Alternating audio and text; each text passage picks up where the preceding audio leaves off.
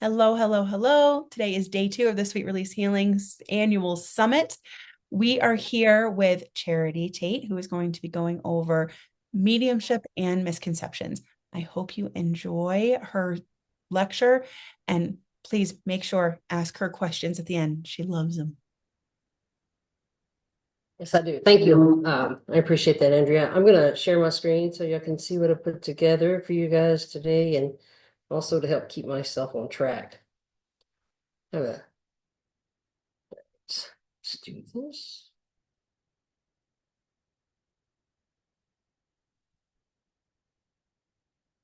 Right. All right, there we go. Okay, so as Andrea was saying, like mediumship and misconceptions, one of the reasons why I really wanted to do this was because like when I was starting out in the spiritual journey, I didn't know exactly what to call myself. I didn't know exactly sort of where I kind of fit in or how I was reading or picking up. And so I could see things and hear things and feel things since I was really young. But it was probably 2 or 3 years ago, I think it's three, that I came across this person on TikTok, Andrea.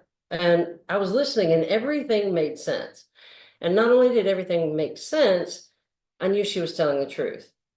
And so I signed up for the gift focus session. And when I did, that was life changing for me on so many levels. It was validating because I have religious trauma too, like Terry talked about yesterday. Um, but also, it showed me that there was more than one way to kind of pick up because I really, really didn't know and really didn't look into it a whole lot. I just knew I could always do this throughout my whole life. I would just know things and I would see things and I would understand things. But after the gift focus session and then taking a few classes, I was trying to pay attention to like, am I more psychic? Am I more empathic? Am I more in the mediumship lane? Well, the truth is you can be all of those. I mean, we are. But what it is that I like the mediumship because it's a little different. I still use psychic and empathic parts as well, but I like it. But the reason why I never thought I was a medium was because my definition of a medium was someone that talked to those that were deceased or demons or things like that, right? That was the definition that I had within my mind. So I had to like rearrange that and see it for what it actually is. And so I was learning and reading and practicing with people and hearing Andrea say, and I don't remember when it was she said it, and I heard it, was that mediums know who they're talking to. And I was like, I really like that because that's where I would kind of go. I wanted to know who I was talking to at the time. So this is one of the reasons why I put it together. So if you're wondering like, what the difference is, or if you've learned that a medium is one thing, I just wanted to clear up a few of those things to kind of like um, let you know that it's not just one thing, which nothing ever is. Okay. So we just started with something simple. What is a medium? Just get this over. Someone who can connect with the spirit world like a bridge between the living and the deceased. Now, that was the baseline definition that I had. It's true, but there's much, much more you can connect with. Mediums talk to many, many different spirits and beings. And when I say spirits, I mean all kinds. So I say beings as well, because sometimes we like to classify things as spirits and beings. So when I talk about that, I mean all or any. Mediumships are like conversationalists, I found. I know that for me, that's the part that I like. Um, I like to start that conversation with that energy or that being and like really kind of like say, well, let's talk about this. You answered that question. That's great. No, but who are you? Where'd you come from? And why did you come forward first? Like I'm that kind of curious person. And it kind of fits with my personality. Like, I just want to know. Anything that comes from spirit is going to be right. And I just like to know who I'm talking to. Mediums are going to know who or what, right? The spirit or being is communicating. And you're going to know this by their energy. And here's the thing, I've had some beings come up, not a clue. And so I start that conversation with them, and then I find out who they are. And then once I recognize their energy, it's really, really easy if they come back in and out to kind of pick up on who that is or who they are. Right. And how do mediums connect? Sometimes that was another misconception that I had for a long time was within my mind and my definition at the time. mediums were people that actually saw things, right? They see spirits with visuals, either within the mind's eye or in this realm itself, this plane itself. And that is how I see most of the time. However, that is not the only way that you can be a medium at all. I put these on here. I don't really use them, or I don't classify, because I didn't know them to begin with very much, just a little bit, is the clairs. And a lot of people kind of identify with each one of these. But what I want you to remember is, don't close yourself off saying, I see, or I hear, or I know. Use those to see which one you like, but remember, you're going to use all of them. If you're a medium, when you're having that conversation, sometimes you're going to be in an immersive experience. And this I know for a fact. Mediumship's rather diverse. The biggest thing is you're going to know who you're talking to. Don't put yourself in that box at all. Be open to be able to know, hear, feel, smell, and taste all at one time. The immersive experience that I'm talking about, as I was looking into a past life, and this one was immersive, I could see as if I was the one walking. I could see where I was going. I could hear the boots that I had on hitting the planks of the floor in the house. I could smell the dirt and sweat. I could hear the horse hooves coming. And I could feel what it was like all at the same time. So if you close yourself off as a medium and you say, well, I only see things, because I see a lot. I'm very visual, not gonna lie. If I close myself off and say, well, I'm a medium and all I do is see things, you have lost so much context, that experience that you're looking at. And even though sometimes, it may be an intense experience, it is a beautiful, beautiful, beautiful experience. And it takes me a second to come back. Sometimes, because when I step off in spirit, it takes me a little bit. So if I get a little loopy later, it just kind of happens when I'm back and forth in spirit. So I'll be stepping in and out, because I always tell spirit, let's take the lead and run. I don't want anyone to miss this immersive experience, just to let you know.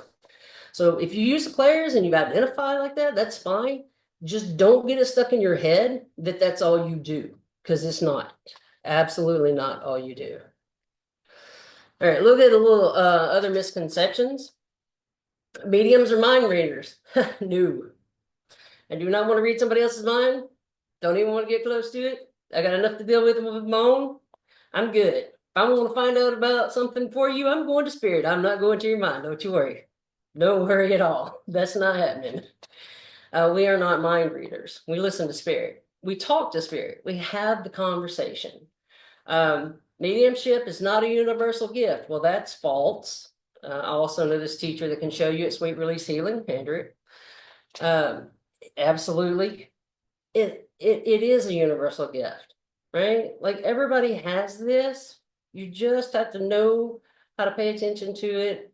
And I'm telling you that the gift focus session was a life changer for me. So it really put it into place for me, and I was able to see. And I know I say that all the time, but it's actually the truth. Mediumship is a supernatural power. Yes and no. It's supernatural because, think about it. We get to use this to talk to beings and spirits beyond the veil. That's supernatural, and I love it. It's not supernatural in the sense that you isolate, or you say only these people can do that, or only that person can do that. That's it. It's for everyone and everybody. You just have to look at it, pay attention to it, and practice it. That's what I did. And it becomes, it becomes easier to kind of see things like that. It's just taking the time sometimes to pay attention to it whenever you're doing it. I have some more misconceptions. Mediums are all fakes because they use psychology. Cold reads. I'm sure people have probably heard of these before. I had to look up the definition of what they were, though. Is the medium that uses psychology, and they'll sit there and they'll observe the client, and then they kind of read and base it off the client. Hot reads, people will say, The medium gathers information about the client before reading. And then a warm reading.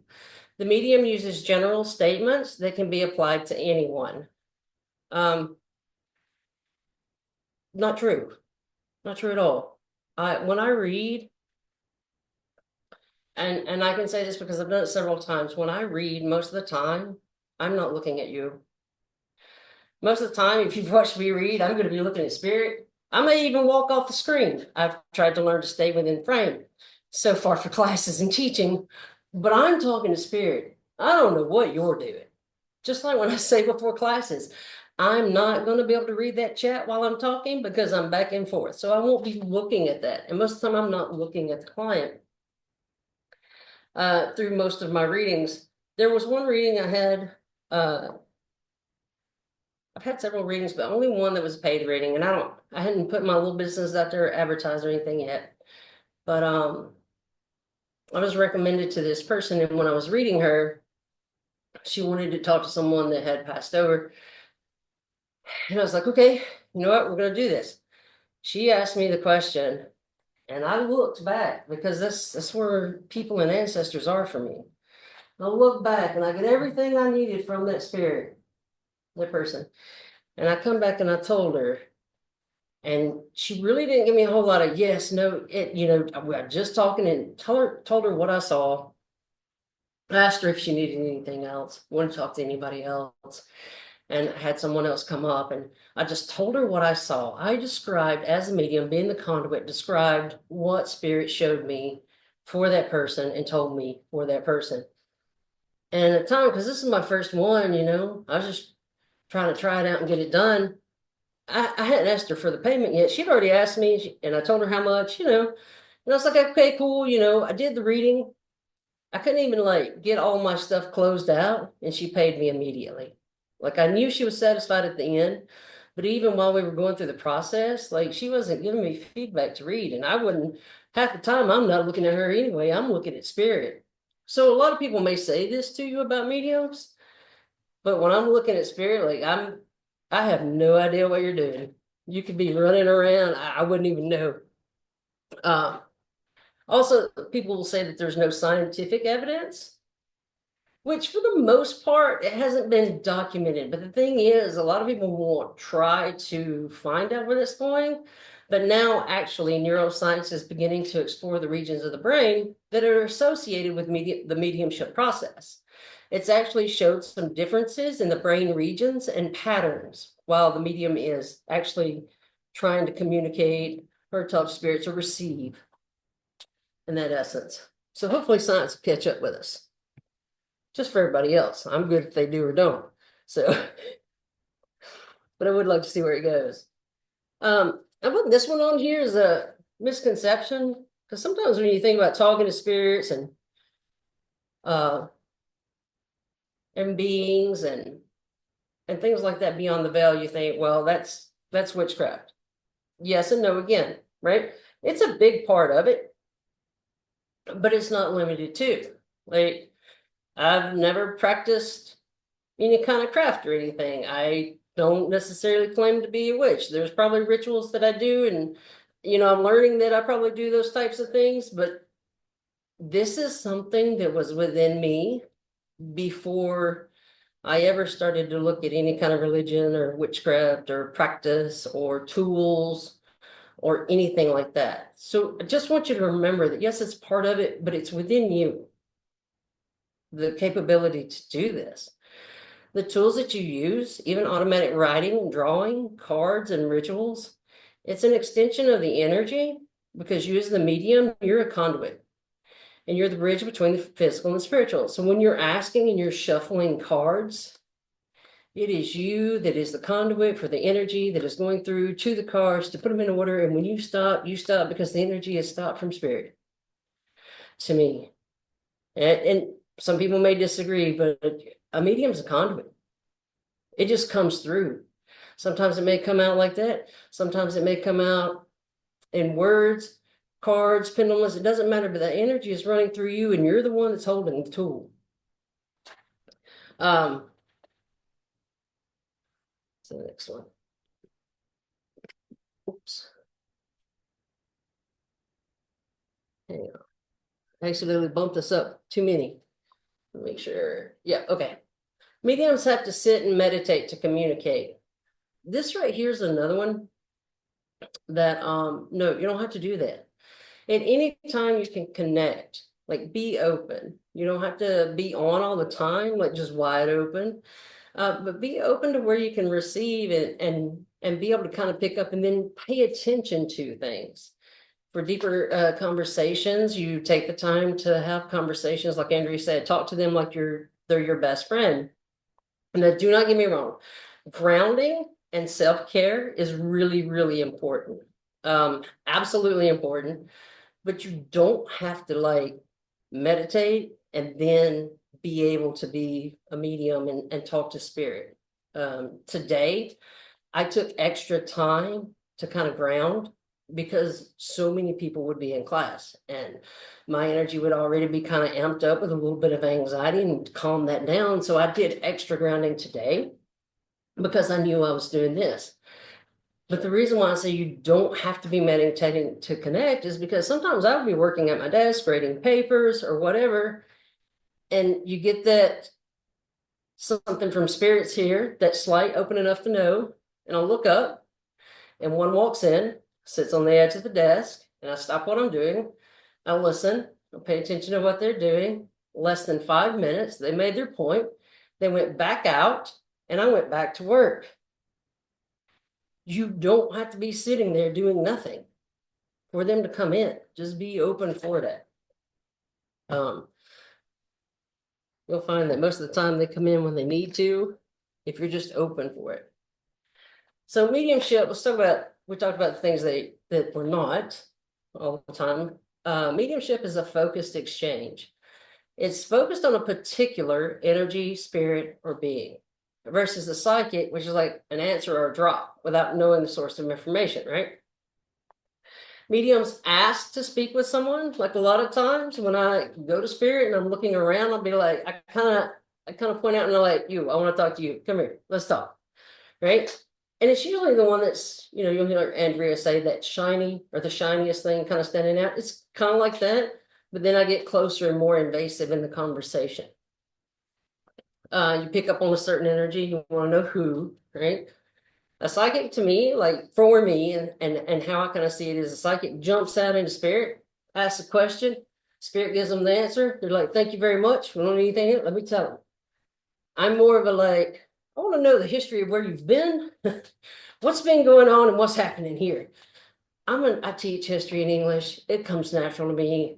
I think it's just the way I am, but I love it. And I also get to see so many different beings and talk to them as well. Mediums can use all three, and you do. Like you're going to use the medium, the psychic, empathic aspects, even as a medium. I say I'm a medium mainly. When I'm talking to a certain entity or being, sometimes I'll be talking to them and they'll say something and I don't understand it. And then I start throwing it out to spirit as a whole from the psychic side. Like, what are they talking about? And then whoever kind of pings the lightest, I'll turn and go to them and be like, okay, what is he talking about? Because I don't know what they're talking about. What are they trying to say to me? I don't know what they're trying to say to me. And you kind of come back and forth, right? And the empathic side, I don't like feelings a lot. I know this. It's something I work on. But when I let myself be empathic, it helps a lot because sometimes I can feel what that being is like. And without looking, knowing, seeing anything like that, I can feel them come up and already know who it is. Like I don't have to guess, and it's from the feeling of it. And so once I've kind of learned them, it kind of comes in that way too. I just remember knowing who or what is the main difference between like your mediumship and psychic side. Your empathic, you're going to feel a bit more. And I kind of know who it is by the feel, but this is because I've learned who it was. And I kind of get used to it. Okay. All right. Types of medium listed. Now this, I just Googled to see like different definitions, different types and stuff. Because like I said, when I got started, I didn't even think I would be listed as a medium. I didn't know. And so I've looked for like the mental, tune in to the spirit world, This physical is like when you can kind of like the energy coming through you will create some kind of manifestation, such as knocking or rapping. Physical manifestation could be an extension of your energy so that something can develop. Spirit mediums, they just listed as focused on spirits of the deceased. Channeling, spirit comes through like in a trance state. We're like, to hear and during them explain it, it's like where you sit back. I don't really do that. And I kept asking myself why. And I think it was Andrea told me I like the conversation too much. And I really agree. I do. Like I like to be there for that conversation instead of just channeling. Part of it's fear, part of it's not. I may eventually do that, but it's not something that I do right now. But for the most part, like with channeling, I kind of like step in and out. Like I'm having the conversation with that person or that being, and I'm talking to them, and then you're asking me something. I may blank out for a minute where I'm actually kind of in that channeling and say something to you, but then I come back to it. So I don't like do a full kind of channel that Andrea is able to do. Just my cup of tea, I suppose. And I like it. I'm nothing wrong with that. But that's kind of the difference there. Like when I try to channel or talk, it's kind of like I step in and out and will say things that I don't remember, but I remember some of the conversation. The psychic medium is using psychic abilities as well. So like really, no matter what label you put on yourself, like if it's a certain area where you really like to do things and you kind of want to tell people this is kind of what I do so that they understand what you do, that's fine. What I don't want you to do is pick one of these and you stay with it and you never let anything else come through. Like, I don't want you to sell yourself short in the experience, because when you do, you're missing out on so much. Like, it's hard to explain. Yeah, every time I try to explain it, it's really hard because like you're missing out on so much if you just say, well, this is the only way that I pick up. There's so much more, and there's so many other ways that you can pick up and communicate with spirit, and it's exciting. I want everybody to like kind of like be able to do that and not be afraid because like, well, this person told me I was psychic, so I can't do that. Please don't listen to people like that. Don't do that to yourself.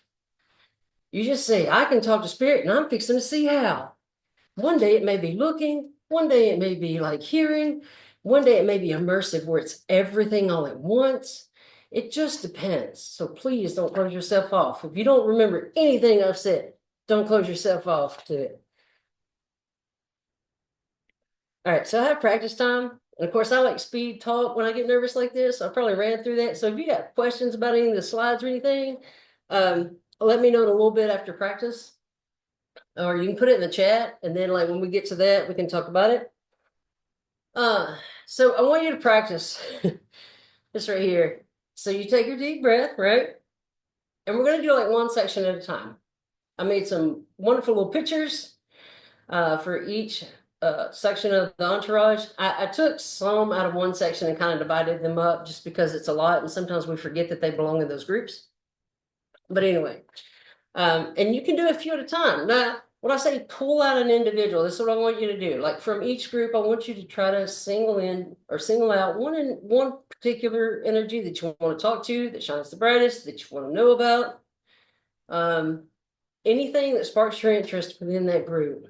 Try to do that. Now, if you're like, well, what if I get 3 or 4? That's fine. But talk to all 4. It's fine because sometimes I'll have 4 or 5 and I'm talking to this one, that one, that one, and that one. But it's just those right here that I'm talking to. So if you have more than one, that's fine. If you want to just start with one, that's fine too. And what we're simply going to do when we get there, after we've kind of seen who we want to talk to, and we say, hey, let's have a conversation. Start it. Start the conversation. Ask them. You can ask them anything about your life, anything you want to know from them, anything about who they are, why are they stepping up for you, what do they have to tell you? And let's try that. So let's try non-corporeals. Now your non-corporeals, sometimes, because I'm visual, they look like this. They look like a ball of light. They look like galaxies. They look like starburst. They look like supernovas bursting out sometimes. And so I want you to try to see if you can use your mediumship skills and talk to one particular non-corporeal. Means never had a body, right? So this is a being that's never had a body or anything like that. And I'll give you like, I don't know, maybe a minute. Is a minute okay, or two? I guess, okay, we'll give a couple minutes and see.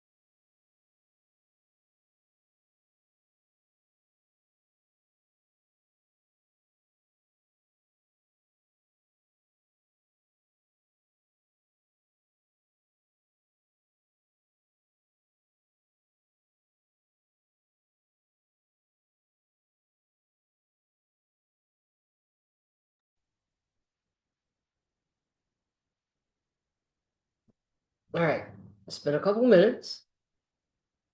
I can't see the chat right now, so I don't know like if you were able to connect. Absolutely, like put that in the chat if you weren't able to, or if you're having a hard time with the non-corporeals, just make a note of that and practice that again. Like I said, sometimes they show up like energy and light, and you'll kind of see how they feel or start to feel, and you'll start to recognize that that's your non-corporeal people or beings that are coming to help you out.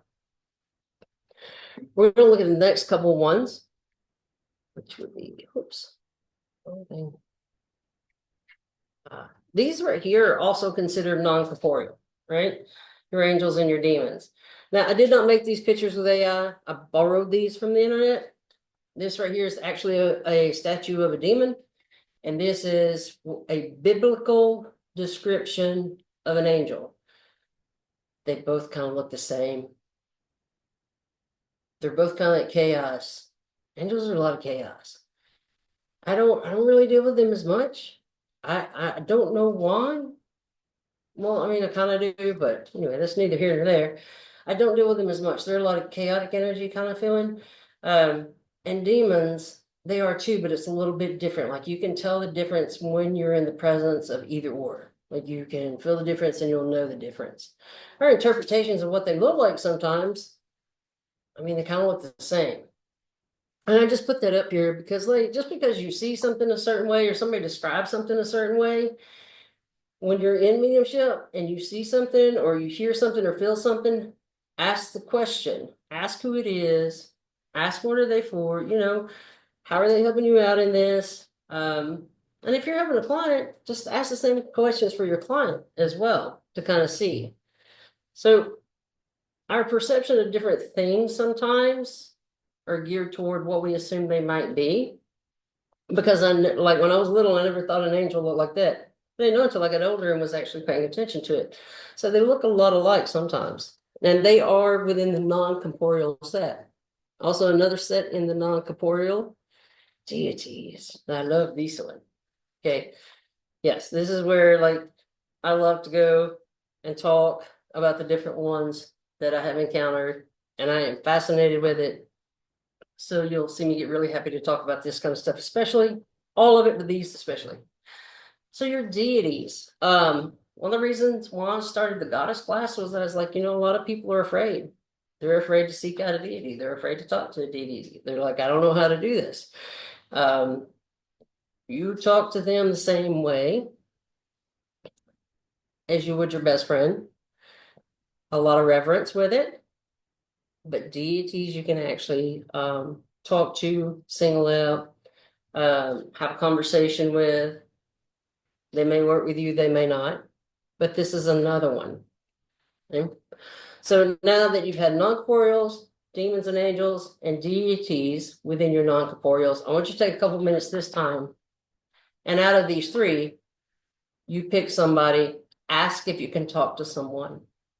If you don't know who you want to talk to, ask to talk to one being or entity that's helping you right now from this group, right? And see if you can make that connection and conversation and actually have the conversation and know who it is. I'll give you a couple minutes on that one, and then we'll move on to the next ones.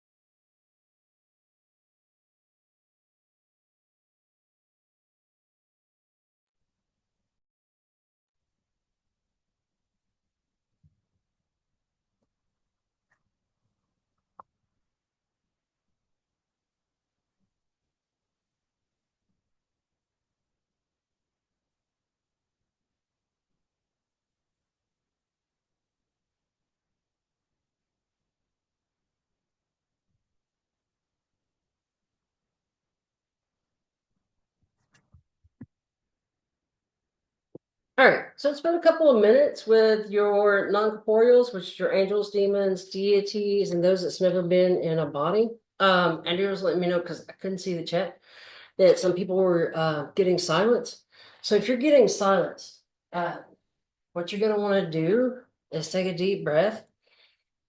And sometimes I just kind of redo it again too, and send it back. You're just going to ask to have a conversation with one being from that section. And it doesn't matter. You just want to talk to one of those. and just ask from the non-corporeals and see who shows up. But the best thing, like when I was getting silent sometimes, is I was too anxious sometimes. Now that's me personally.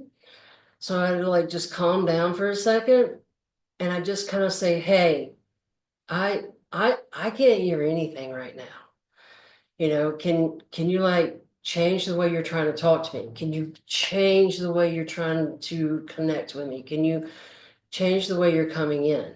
This is why I said don't close yourself off to like hearing something, seeing something, or knowing something. You want to just take a step back and say, okay, I didn't get anything that time. I'm going to send it back to you now. I didn't hear anything. So can you send it another way? Show me in a different way. Usually what I ask them is to show me another way. Show me in a different manner. But I say show me a lot because I like to see, and then sometimes I hear things when I can't see it. So on our next, oh my gosh, I lost my train of thought there. Hang on. On our next little practice. Sorry. I told you when I get in and out of spirit, I start to lose it a bit. Okay. So when we go to the next one, try that as well. And like, please don't be discouraged. Like you just take your time and try. If you haven't had a gift focus session with Andrea, that helps a lot. I'm just putting that out there because it really, when she sits down with you and kind of shows you what directions to go, she can do that for you. The best I can tell you from me and my experience is that when I was getting silence is to try to like calm down again because I get anxious and then that makes everything close off when I get anxious. So if I can calm myself down just by example and just ask again, send it back and say, hey, I got nothing. Like whatever you're doing didn't come through. Can you please do that another way? And try that to see if that helps. If not, let me know in the comments and like when I get toward the end of the slide and we can talk about it and work on a different one. All right, let's try the next ones. Let's see, I have guts. It moves when I don't want it to, and it doesn't when I do. There we go. Off-worlders. Okay. Okay, I tried my best with the AI pictures, the best I got for like off-worlders. I don't know, they're kind of cute, but anyway. So what I want you to do, off-worlders, is like people that live on other planets, other galaxies. I say people, beings that live in other galaxies and stuff. I talk to mine some, probably not as much as I need to, because I spend a lot of time talking to other sections. And I really should probably talk to them some more. So what I want you to do is try to see, like I said, I'm going to have you like try to talk to each one of your groups because I'm a medium and it's fantastic and it is fun. So try to see your off-worlders, are there any? How many are there? There's probably a lot, so you might want to not ask that question because you might have too many coming in. Just ask for like one or two that's helping you now and see who comes forward. Have that conversation with them. See what they feel like, see what they look like, hear what they sound like. Names and things, even with your non-corporeal, like names, you can ask them their name. Sometimes it'll be like a sound, a vibration. It'll be something that you're like, I can't pronounce that as a human. And it'll be more of a feel. So that's why I put in the beginning, pay attention to the energy of that being. And then you'll kind of see how they are, who they are, and you'll recognize them from now on. But I'll give you like a couple of minutes because I don't want to take too much time, and then we'll look at some of the other ones and give those a shot as well. So take a couple minutes, try to see if you can use your mediumship side and talk to an individual or a couple of individuals.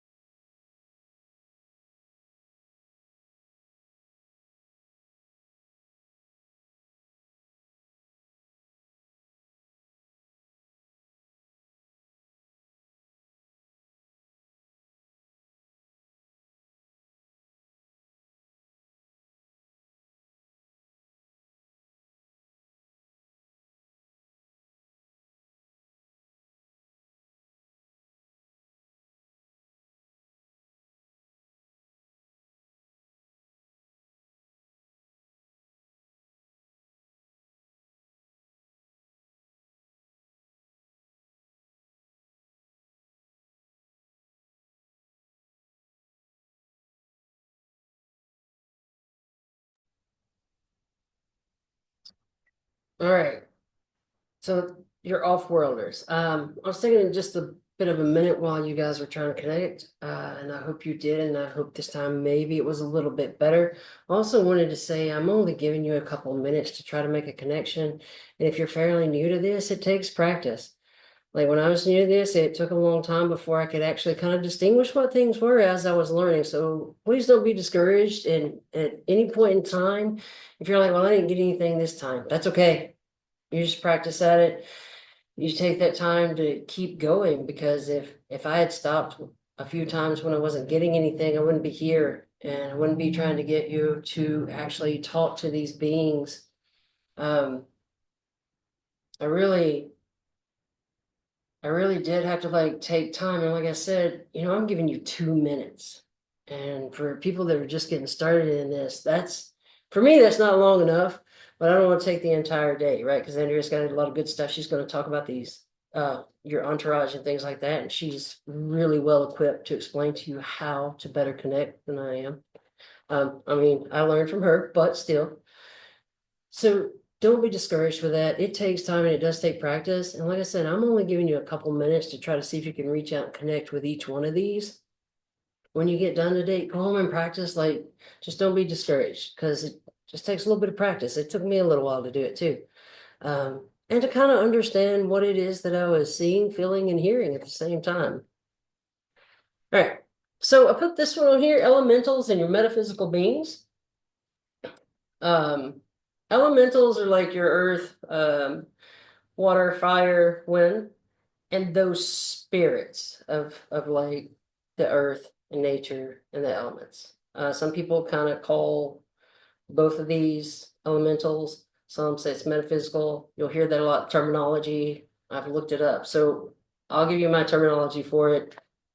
Elementals, I kind of put toward like your water spirits, fire spirits, and that kind of thing, and of Gaia. Your metaphysical beings for me are of Gaia as well, but it'd be like your fairies, gnomes, uh, anything like that. Sometimes you'll hear people say elementals and they include all of it. Sometimes I do too. I don't know if that's accurate, but for the most part, that's kind of what I hear and see. So I did look that up and say. So your elementals, metaphysical beings, you can always do that too. You can talk to them if they show up. Um, Anything like that, especially like I remember a water spirit that came out of the lake when I was up in New Hampshire once, which was really interesting. It's the first time I'd seen one. Um, it's beautiful. Like, this is why I say mediumship has such a beauty to it. A psychic does too, so does empath. However, mediumship has such a beauty to it because like you get to have that conversation. It's a little bit longer. It's kind of like you get to know them more or know them better. Um, And I just like that. It's comforting. I like it. I like to know about it. But anyway, this water spirit at the lake is fantastic. So this right here is another way that you can connect to different kinds of beings too, that sometimes you might not think about. I didn't think too much about water spirits. Like I knew water had a spirit, but it didn't register, at the time. And so I just wanted to put this here too, because you might want to connect this way as well. So like I said, I'll just give you a couple minutes, right? And see if you can connect in. And like I said, please don't be discouraged. I'm only giving you a couple of minutes. Um, keep practicing, keep doing it, and you'll start to see or feel or hear things, and it'll get easier and easier and easier with practice and time. All right, so take a couple minutes with your elementals and your metaphysical beings.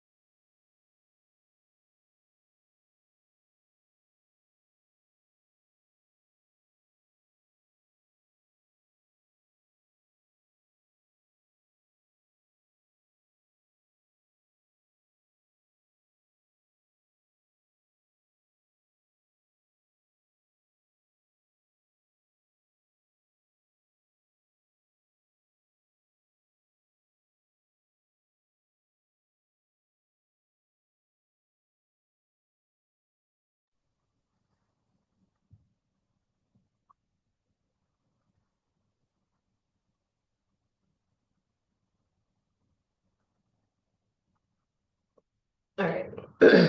I hope you enjoyed your time with the elementals and your metaphysical beings. I finally figured out how to open the chat while this screen was open, so I caught a few of the last ones. Um, I love this group. Just as a reminder, like a lot of times for me, this is one of those immersive kind of experiences when I'm talking to elementals. It's like I'll be around the water and like I can smell the water, and I can feel it and I can hear it. And it's an immersive type thing, especially like with the groundwork and stuff. Like I can smell the earth, sometimes when I'm dealing with elementals or metaphysical beings, just depending on what they are. So just a heads up, sometimes it might help you identify who you're talking to as a medium. Now this one right here, I love. Uh Animals and cryptids are kind of like the picture on that side of the guy like walking up to him is kind of like when I'm walking into my group of animals and things and all that kind of stuff. It's like they're all over the place. And then so sometimes I have to kind of narrow it out um, to just a few to talk to. So like again, I want to give you a couple minutes. I want you to try it within like your animals. And now when I say animals and cryptids, like it could be animals from other planets that are considered animals that you might not think are animals, because when we say that word, we think of the context within Earth. So just remember, you may see something within this group that is not earthbound animal. So have fun. There's a lot of things there. Explore. This is like one of my fun ones that I like to just kind of go and see.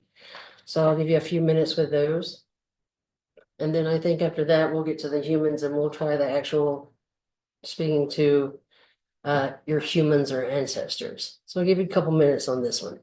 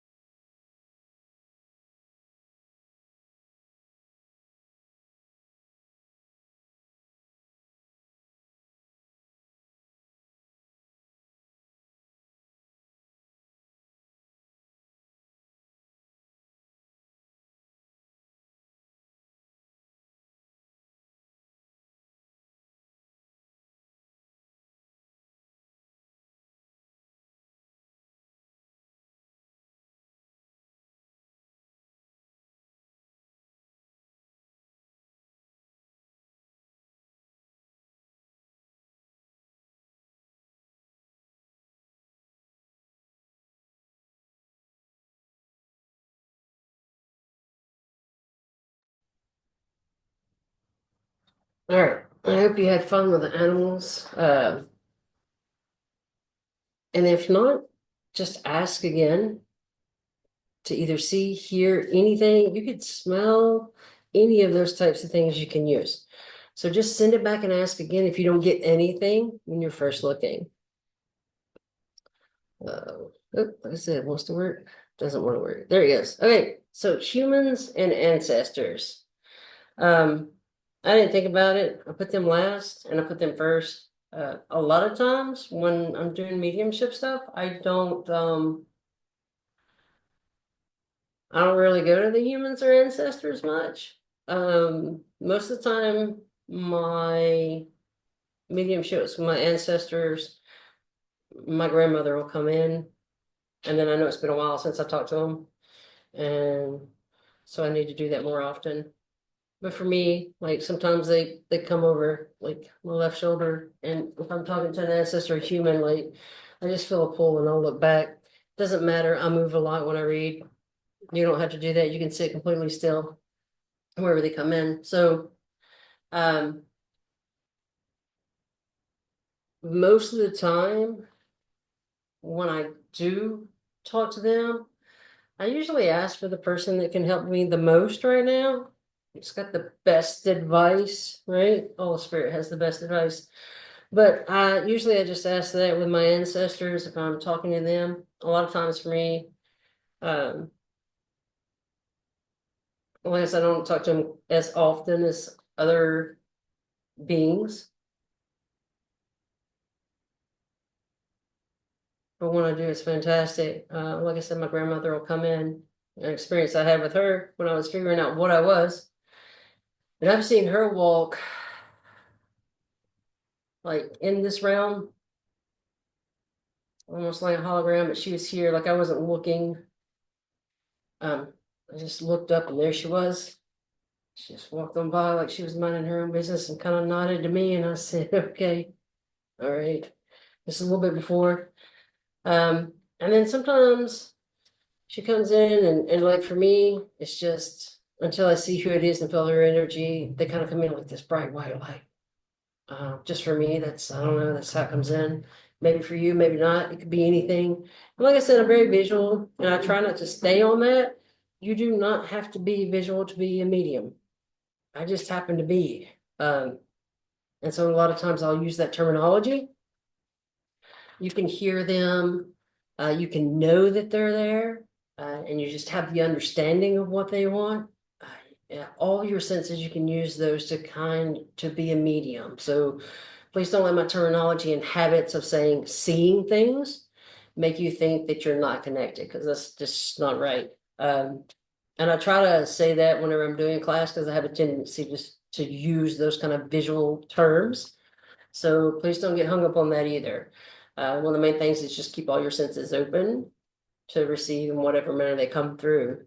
So with the humans and ancestors, I usually ask for guidance, or sometimes I fuss and I'll have those conversations with my grandmother, and I'm just like, really? Like why did you do all this? Why did I do all that? And it's really like a conversation that I used to have with her when she was here. It didn't change at all. And it's interesting and fantastic all at the same time. And so like sometimes when you're talking to people and you're connecting for a client for humans or ancestors, especially recently passed, which I've done before, um, it is a beautiful thing. It really is. When you get to do that and help someone with that. So anyway, take a few minutes with your ancestors. And I'm gonna talk to Momo. Y'all talk to yours and I'm talking to Momo. I'll see you in a minute or two.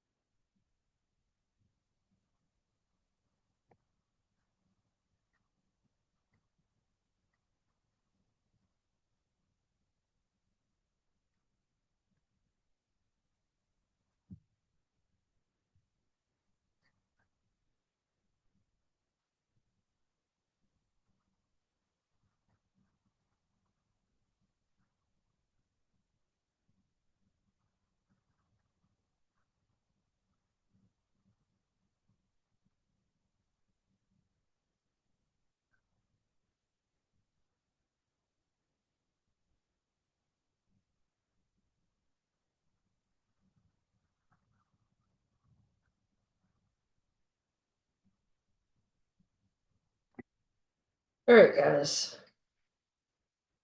Let's see. Oh, again, doesn't want to work when I want to. All right, hang on. That is actually all I have set up for you to look at and try, unless you have questions for me. I know Andrea's really been helping me out with the questions because I could not see the chat for a long time. I finally could read it. So I appreciate that greatly. But if anyone has any questions, I don't know how we're running on your time, Andrea. So We're running perfectly on time. We can have like 10 minutes for questions if anybody has any. You're more than welcome to put them in the chat. You can send them to me anonymously if you want. You can send them to Charity anonymously if you like. You can just raise your hand and say it. Perfectly fine. But if you have any questions on what Charity was talking about with mediumship, misconceptions, the different beings and the different groups, we will go over it deeper next after the break.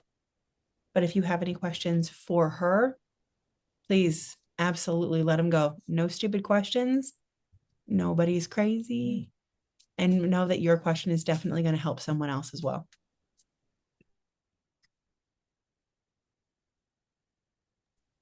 There you go, Charity. Is it channeling when spirit takes over your body and does rituals for with you? yes. Yes. I have I can give you an example of that. Yes, it is. It's kind of like I kind of fade out, like Andrea says, when she channels spirit like completely. And I know that sometimes when I was working with a certain deity, I'd be out in my yard and I was just doing things. I'd be talking to her and I would just be doing things. And all of a sudden I stood back as an actual moment in time and I stood back and I said, what ritual was that? But I was going off of spirit, right? So if she said, go over here, I went over here. She said, do this, I did this. Because we were talking back and forth and having a conversation. And I had to stand back, well, kind of like wake myself up. Well, I wasn't asleep, I was doing stuff, but I was kind of like set back to where she was kind of coming through and kind of saying, do this and do that. For me, channeling is like when I can't remember what I told you. You ask me a question and I'll go to spirit, and whatever I tell you, I won't be able to remember, save the life of me. And then I'll remember the next part of the conversation because I'm not channeling then. Like I said, I like to step into the spirit world. I don't like to hand things over, and that's my control issues. So I will step in and let them come in for a second, and then I come back and I'm like, okay, thank you, got that. So it kind of works that, but that's me. That's just my personality, and that's how I do things. But yes, that channeling is where like you pretty much sit back and let them speak through you. Yeah. I hope that answered that. Let's see how crystals, channeling rituals. Take everybody rituals with you. Yes. So the different versions, how to pass along ones. Cool. How do you keep the connection? I can connect, but it seems to fade quickly. Practice. Sometimes I could connect and be like a flicker, and then I'd lose it for a second. Let's see, who was that? Holly. Hi, Holly. Um, that connection is practice. Like after this, I'm gonna be wore out. I don't know how Andrea like runs that much energy all the time with people, but like after this class, like she's like I'm gonna be like sitting over here drinking my water, be like, yeah, good, all right, that's great. Like it wipes me, right? So that connection thing, though, that's kind of a part of it. Like you kind of build up stamina with it. Like used to 30 minutes on her class, and I was done for 2 days. Like forget it. I'm not going anywhere or doing anything. Now I have to make it through my goddess class, and then when I get home, Terry has to put up with me running around the house trying to get rid of all the energy, bless her heart. And so that kind of happens now. So you just kind of build that stamina up and the connection with it, because it's taken time for me to get here to actually be able to, like, I'm talking to my guides, I'm talking to my entourage and sections of it that I haven't paid attention to in a while, and I'm getting lectured at the whole time. I'm still trying to talk to you guys and hopefully help you guys out the way I've been helped by Andrea and other people in this community. So that connection, you just have to build up. It's like practice with anything, really. You can kind of do it, but if you just kind of keep practicing at it, you get better and better, and your stamina gets better and better. So, like I said, Kudos to Andrea. Anybody do this all day long? It's a lot of energy. And I'm not saying it's a bad thing. I'm just saying it takes time to get to where I can function, allowing that much energy to run through because we are conduits, right? So like it's running through your body. Like a while ago, I keep saying like I gotta stop that. I had to get a drink of water. I like slid over here. It's like I've gotta have it, like I could just feel it, like it's pulling on you. So just work at it, just keep going.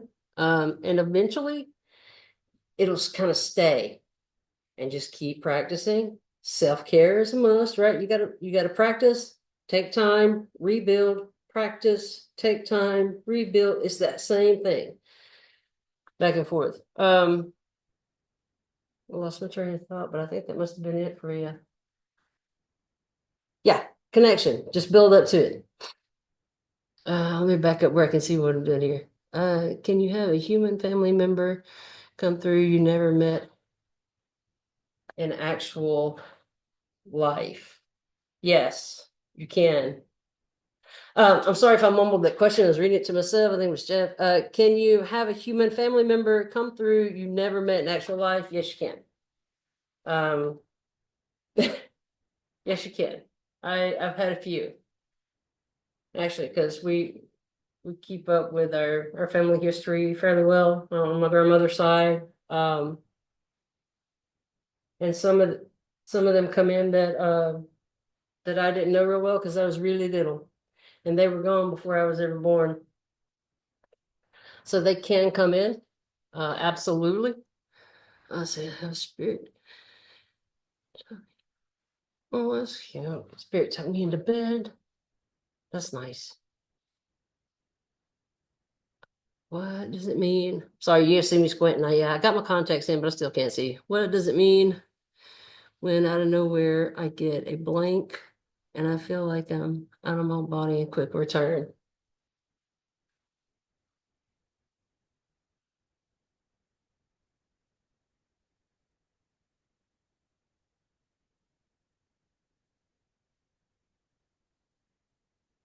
What a person.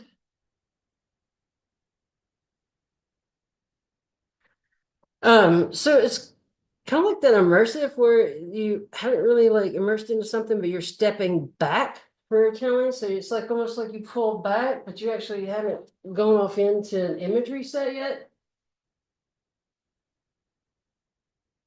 I'm asking Chief because I wouldn't know what to tell you unless I ask. So what is it? I hope you don't mind, by the way. Yes. That blank, it's almost like you're starting to, like you're almost getting into the place of it, but then like you're shutting it down. All right. I'm sorry, let me see who was, what does it mean? That's Norma. Okay, Norma.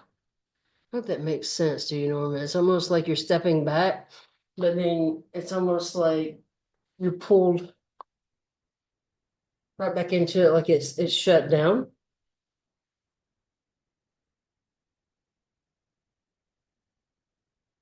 But it feels like almost where I would about to be an immersive experience where I kind of come back and then I'm in the experience of something else.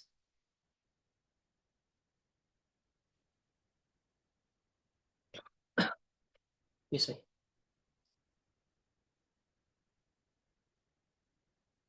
Oh, glitch moments. Yeah, yeah, kind of like that, where it's like you're almost.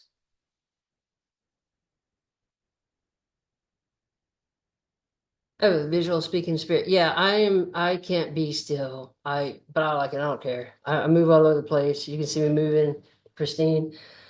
Um, the visuals with spirit. I do like that. I am very visual. I try not to.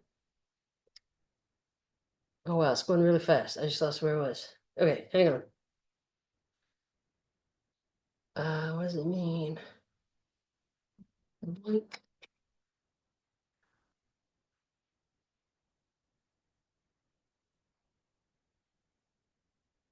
Oh, daydreaming dissociated. Yeah, okay. Can there be more than two groups? I feel spirit guides on try soul family. Oh, Andrea got that one. Okay, cool, cool, cool. Seeing swirling colors, nothing else but swirling colors. Karen, you're seeing swirling colors. Where's nothing but swirling colors? What do you mean by that's just the visuals you get with all of them?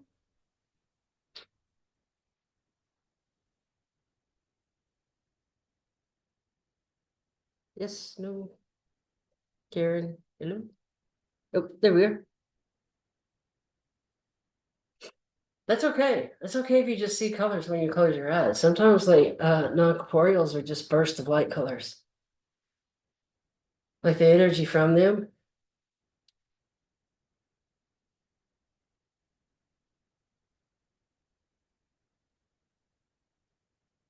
Swirling around.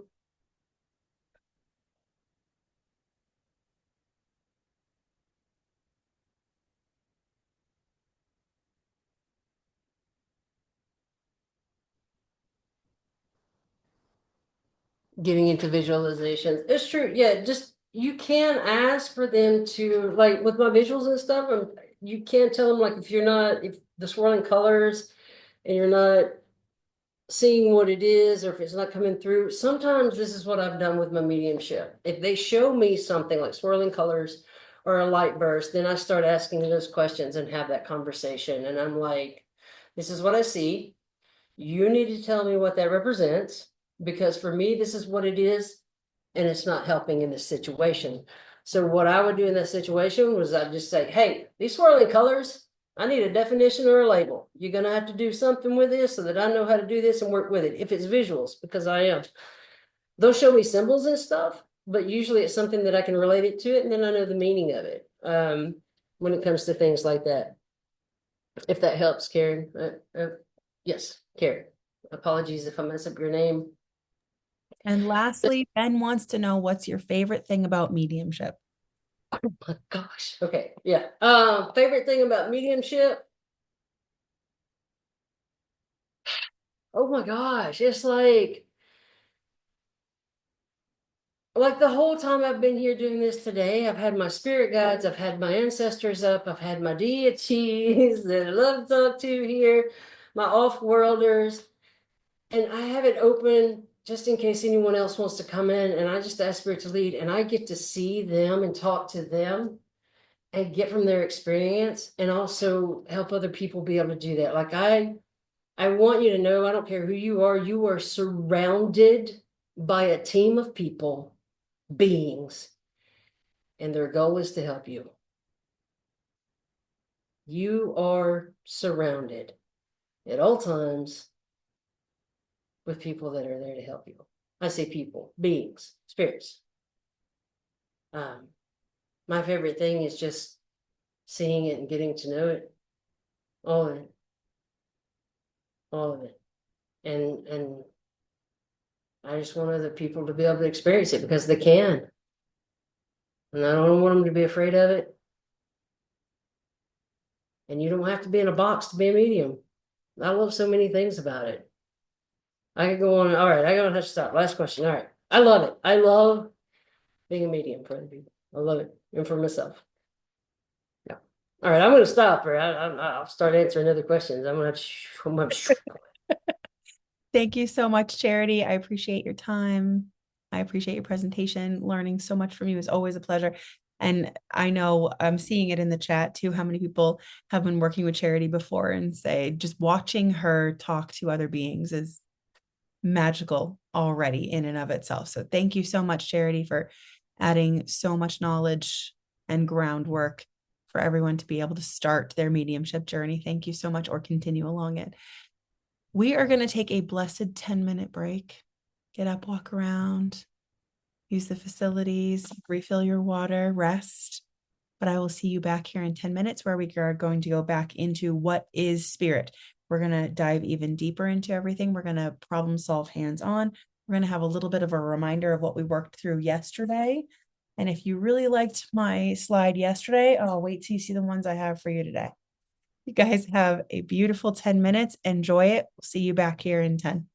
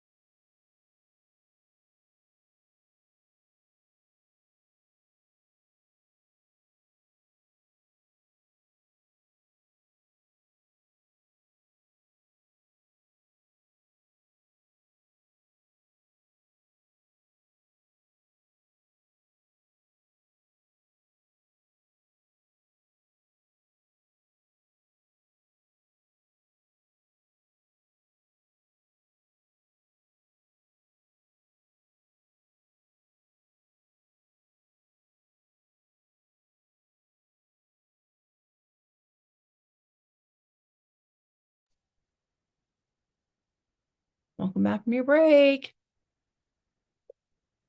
Alexa, please stop the timer. I literally already asked her to do that, but it's okay. I don't mind repeating myself. She takes good care of my family.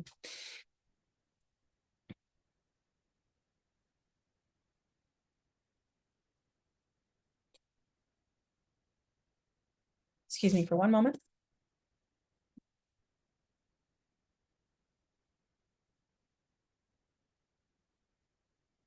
Now, some of you noticed the visual I had up as we went to break. Some of you who were not here yesterday, welcome.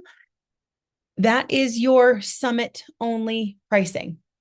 I have done discounted rates and package rates specifically though for those in the summit who have shown up and are putting the investment into themselves.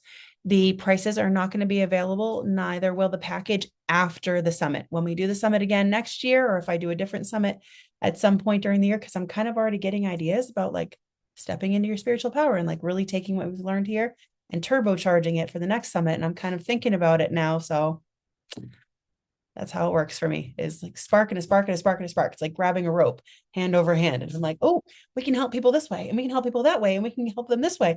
There's nothing that makes me happier than seeing people step into their spiritual power.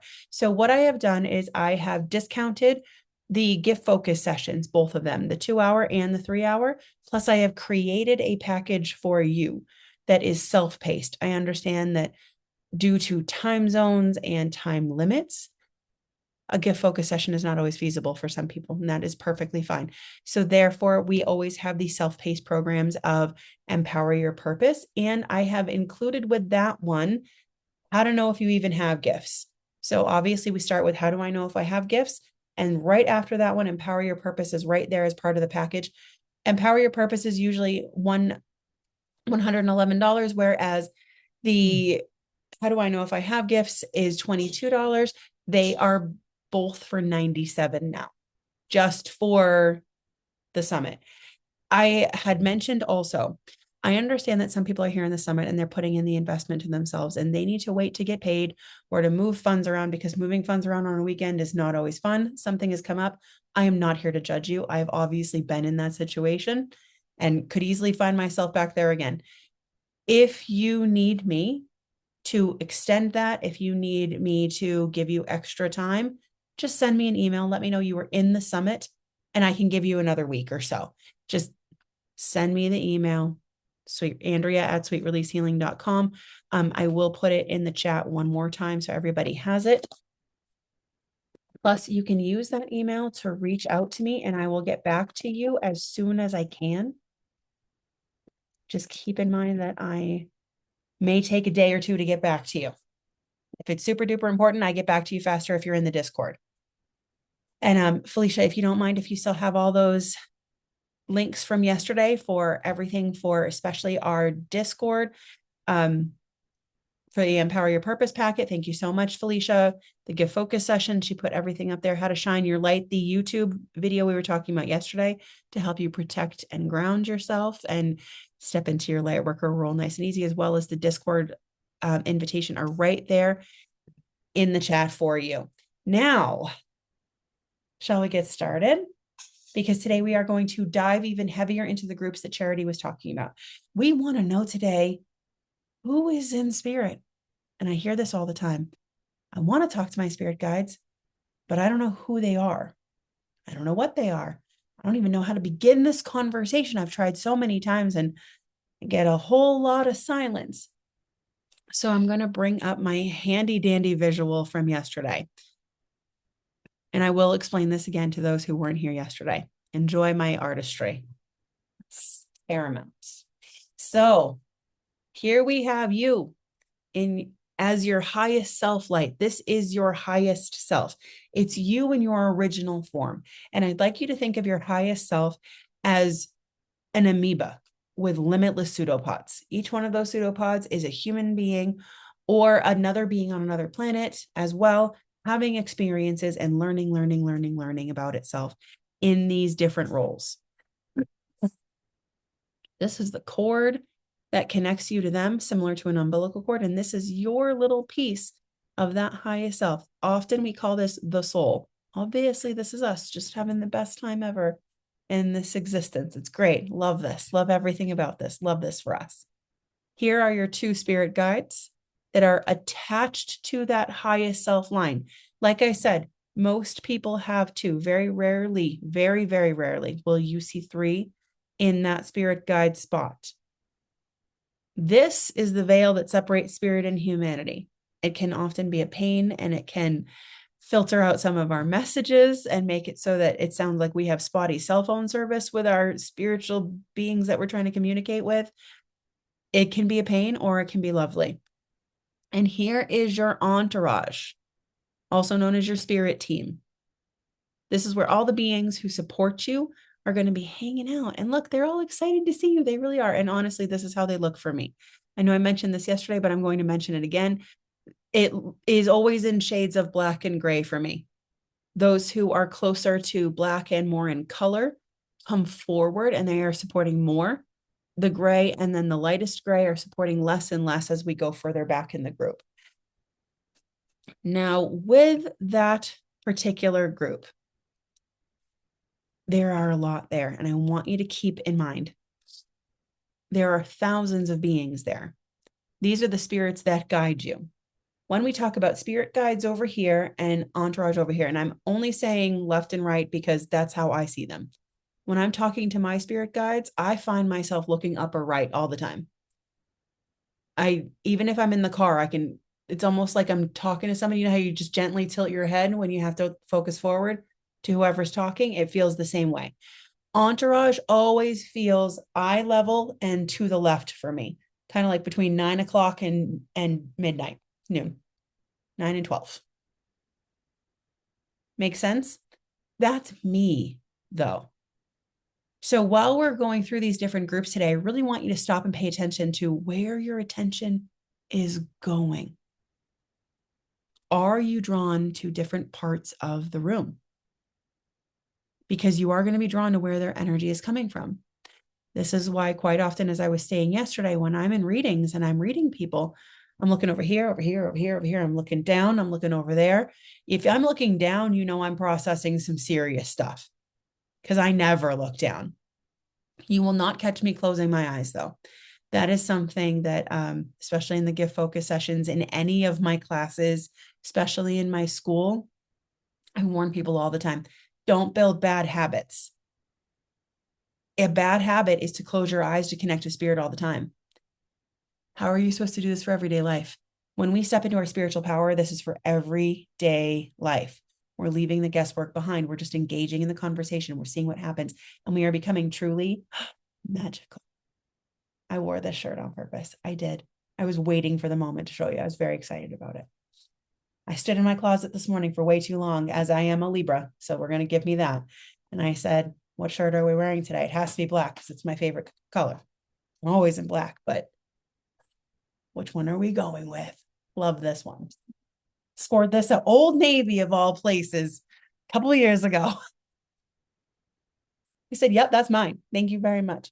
So as we go into this, I want you to remember you are magical too. You are magical beings. You are a spiritual being in a human body, hence being a human being. This is part of you. It's of you. You are meant to be able to do this. Now, I know, and I saw that some people were having trouble connecting. This is normal, unfortunately, but true.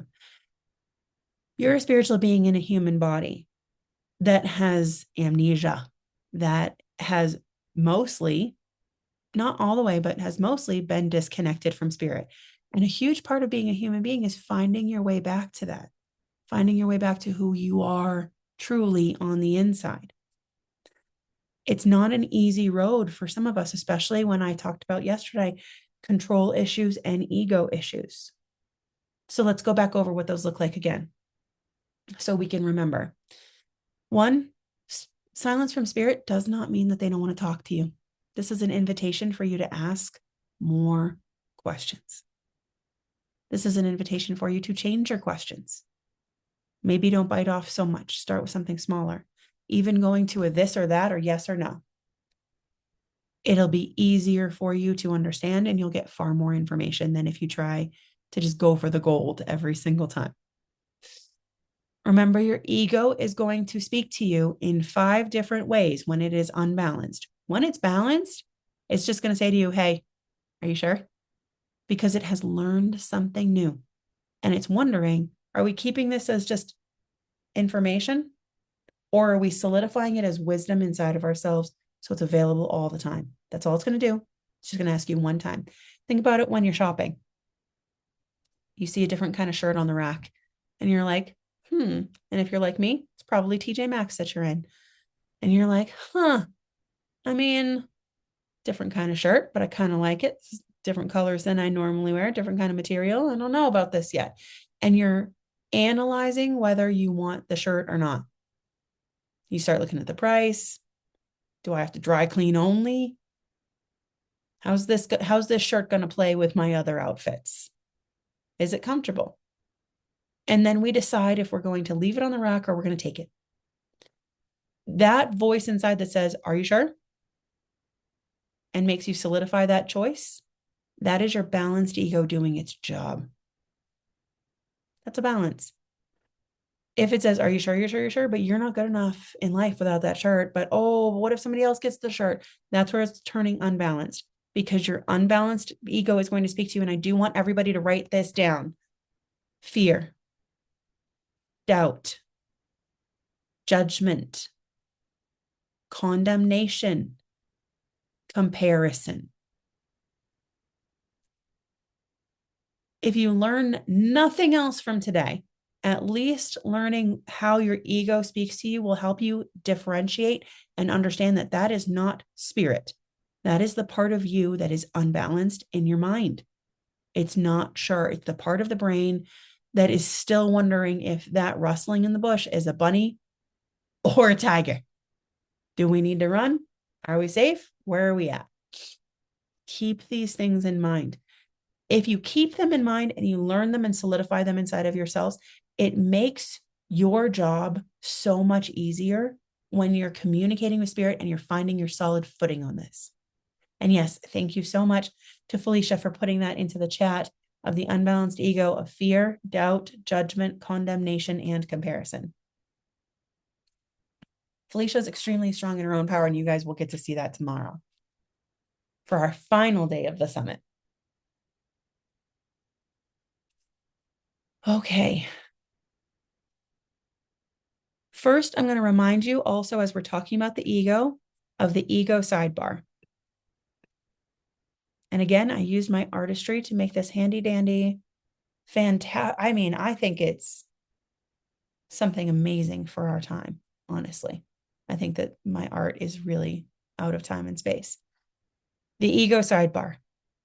Remember, start with ego. What's going on? Remember, you're going to treat it like it's a small child having a hard time, because this helps us do our inner child healing. This helps us feel safe in the conversation because we're the adult, detached, in charge. We're choosing to engage in this. We are the adults here. Hear what it has to say. Give your ego a minute to talk. You're not manifesting this in. You're not messing up your energies. You're just letting the ego tell you what's going on so that you can do the shadow work piece and the healing piece that this brings. I love the chat. Yes, I am a true visionary with my art. Be jealous. I would be too. Then we want to bring what the ego has to say to spirit. What does spirit have to say about this? And babes, it does not matter if you go to spirit as a whole, if you go to your spirit guides, if you go to Athena, I don't care who you go to. It does not matter. Whoever you have the best conversation with. If you're not sure, just go to spirit as a whole. Like, hey, what do you guys think about what they just said? And ask them, let them tell you. Go back to ego and say, hey, spirit said. Spirit said, I don't need to feel this way.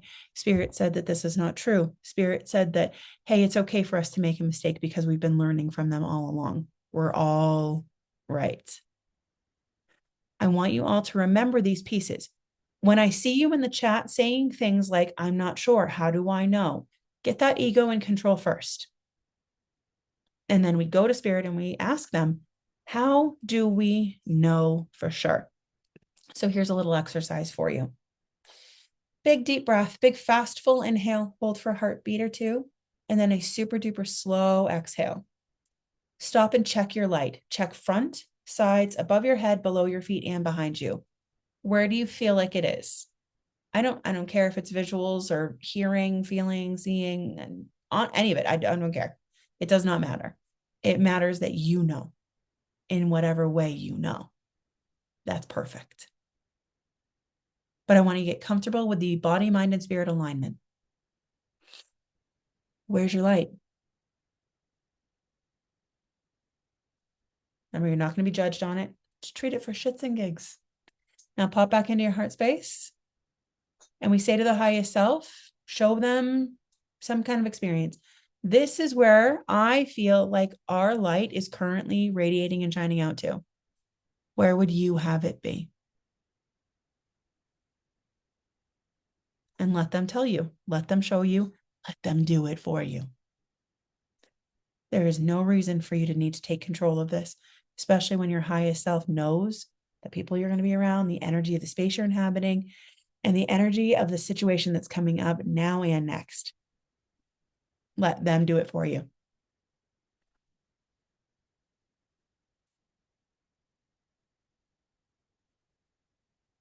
And then just let it go. Let it be. You should be, if you really want to get body, mind, and spirit into alignment, and you really want to work in conjunction with your highest self and those two spirit guides on that highest self line, practice this 3 times a day until it becomes a habit for you. You'll know it's a habit for you because it'll just pop into your mind.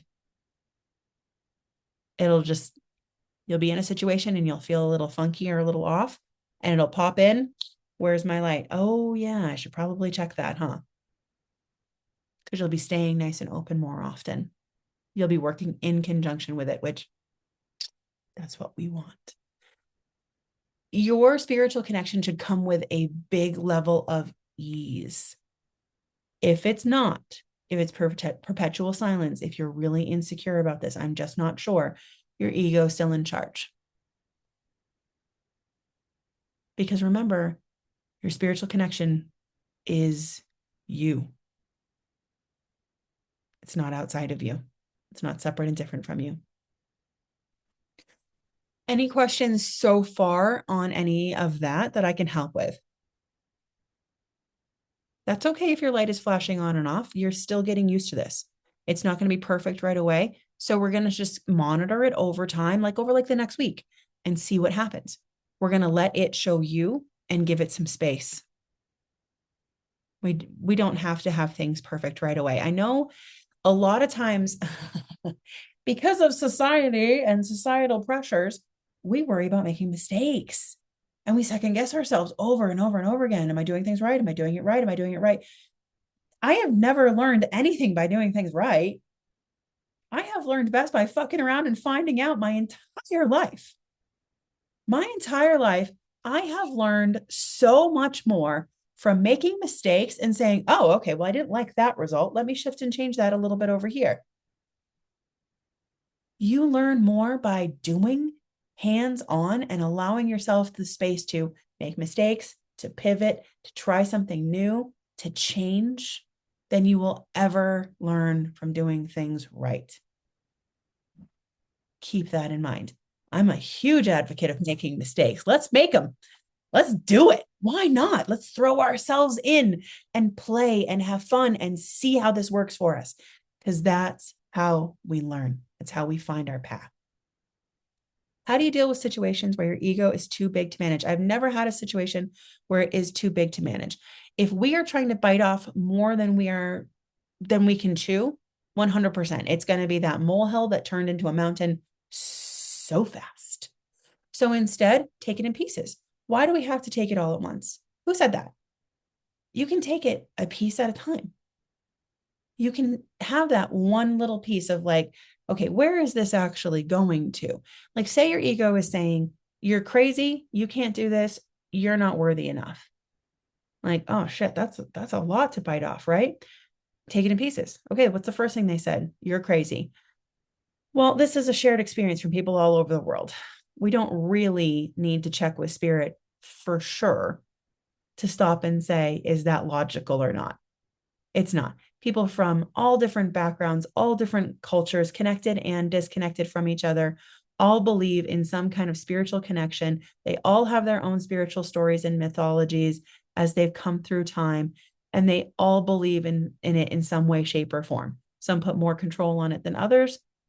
Some are more nature and some are more nurture. It's all over. So it's a shared experience. So how crazy is that for real?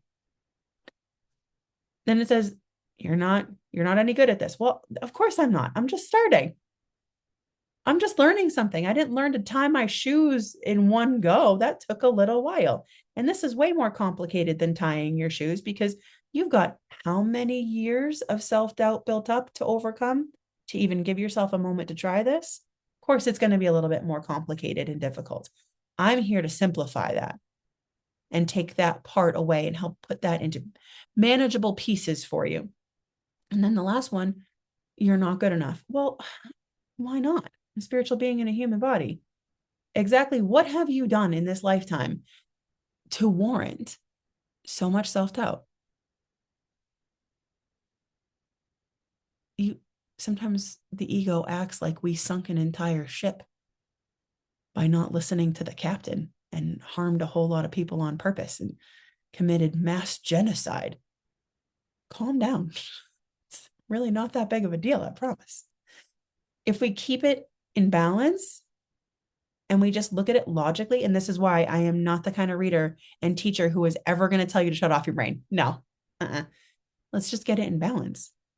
Use your analytical side, use your science and your math background. I do all the time. I'm a math and science nerd. I solved calculus math problems for fun in high school. When I tell you I'm not that cool, I'm really not. I got cool in my 40s. I've never been cool other than that. And I'm only 43, so it's all new for me. I like math and science, so I use that part of my brain to understand what I'm experiencing as I'm experiencing it. If you look at it from the outside in and just take that emotional piece off, you're going to find that nothing is too hard for you to overcome. Nothing is too big for you to tackle and challenge yourself with. You can do this. And I love that from Anna. How do you eat an elephant? One bite at a time. Exactly that. And then we have a question. Why do we ask where they want our light? Because it's not about where they want our light. It's keeping us protected. If your highest self is saying, I want your light over here to the right, that's because something off to the right needs the active transmutation of your light. In that YouTube video that Felicia shared, it is completely free. It goes over why we shine our light, where the light comes from in depth. It's an 8-minute video, so it's not too long, but it really goes over all of those pieces. I'm using a much smaller version for time's sake because, believe it or not, as we saw yesterday, time moves fast with me all the time. I don't understand why. It's a funky little time vortex every single time. I think I've got an hour and a half for a class and suddenly nobody wants to stop. And holy crap, how did that happen so fast? Happens all the time. So if you want to do the background on asking, exactly this beautiful question, why do we ask where they want our light? And how do we learn more about our light? What does it have to tell us? That video is going to be fantastic for you. I understand it's an additional resource, but it is only 8 minutes long. Okay. Oh, thank you for the love on the video. I appreciate it so much. We're going to be moving on to kid in a candy store. Absolutely. So we're going to be moving on because we're going to look at a little bit about your spiritual communications, and I will bring this back up tomorrow as well.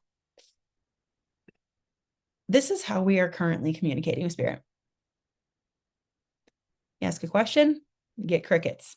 You get frustrated. Then you get further crickets. And then your ego pops up. And then you give up. And then you get all upset. And we have stressy spaghettis. And we want to walk away and take our ball in our bat and go home. And I don't want to play anymore. And then, okay, but maybe Maybe I do want to play. Okay, let me try again. And we ask a question, and then we get crickets, and then we get frustrated, and we get further crickets because we're pushing and we're forcing. And then the ego pops up because it says, hey, my turn. You're obviously having a hard time. Let me make this harder for you in a very unbalanced way. And then you want to give up again. How many of you can relate to this? How many of you can say, yep, this is where I was at. I went to a bunch of different teachers. I tried different gurus. I went through every single guided meditation out there. I've spent so much money on this. This is just the worst. I love that. This is so accurate. Pick me. Yep, yep, yes, for sure. Oh, Felicia, would you mind sharing the YouTube Lite video again when you have a moment? Robin is looking for it in the chat. When you have a moment. So this is where we were. This is not where we're going to be. Where we're going to be is very, very, very different. And thank you so much, Felicia. This is where we're going to be.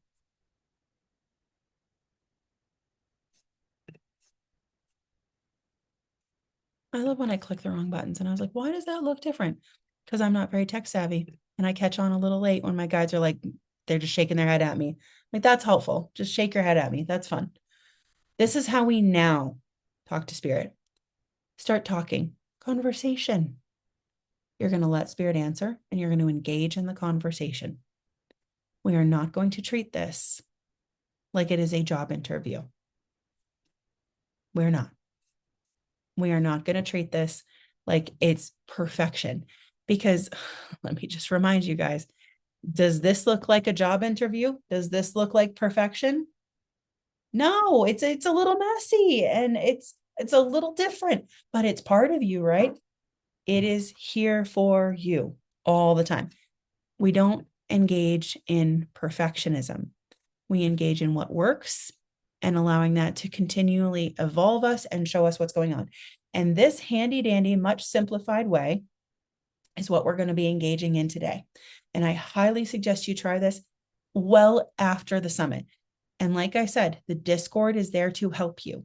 It is a free resource and we want to help you. It's a great conversations there too. So we're going to start the conversation and we're just going to grease up a little bit.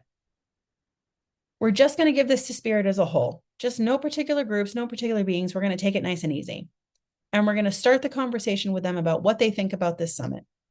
That's it. Just, hey, yeah, what do you guys think about this summit? And maybe not this summit, but what do they think about you particularly being here in this summit? I'm going to leave it up to you. One of them is a bigger answer and one of them is a smaller answer. Obviously, one takes a little bit more training and one is nice and easy to go.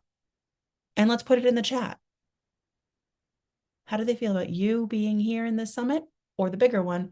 How do they feel about the summit completely?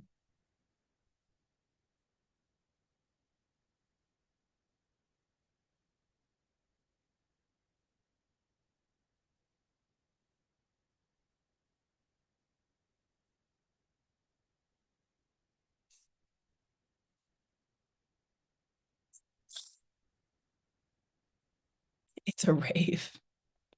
It's amazing and I need to be here. I'm hearing great. This is where you need to be. Step in. Oh, I love when they tell you to step in and lean in. That one always gets to me. I'm like, oh, yeah, we are. Dense energy, so grounding. Ooh. They think the summit is fun. And for me, it's a great experience and good for me. Love that. They answered me earlier about this. Oh, even better. We love that. Now they're proud of you for going on this journey. Summit completely. Andrea's like, Jesus speaking to new followers. You're so funny. I do not want to be Jesus in any way, shape, or form. We saw what happened to that guy. No, thank you. They're proud of you. Right place, right time, perfect place, and feeling the energy get bigger, like they are smiling. Oh, yes. I think this is where I need to be. It's time for me. I hear knowledge and wisdom. Ooh, super. Oops. It went too fast. I'm going to give up. Suffice to say that they're pretty happy about this. Now engage in the conversation a little further. Why are they so happy about this? Why do they feel that way?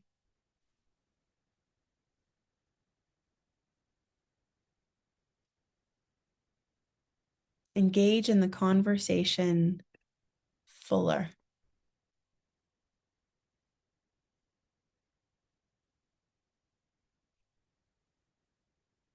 Why? Because it's free and engaging. They are excited to connect with me because they've been waiting for me.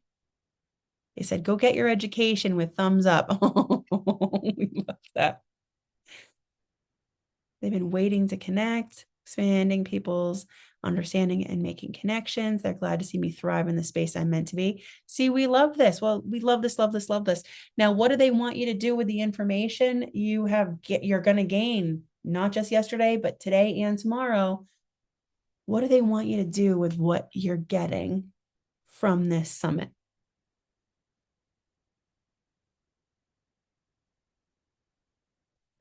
Oh, you've been able to do this your whole life. You didn't know what it was. Oh, heal others. And we can go even further. Tell my story, use it in everything you do, start applying it, closer connection to me.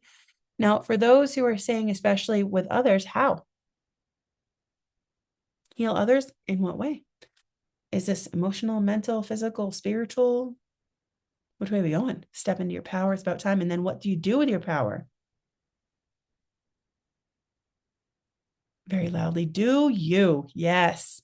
They always champion us just being happy and getting further into ourselves. And that's so great. This whole group of beings who are just like, no, you're pretty awesome. Keep going. It is emotional, isn't it? Let those emotions rise for you. Remember, like we said yesterday, honor your emotions. Oof, give yourself permission to move forward and not stagnate. Do we notice how much better the conversation is getting? Even from yesterday, even from this morning?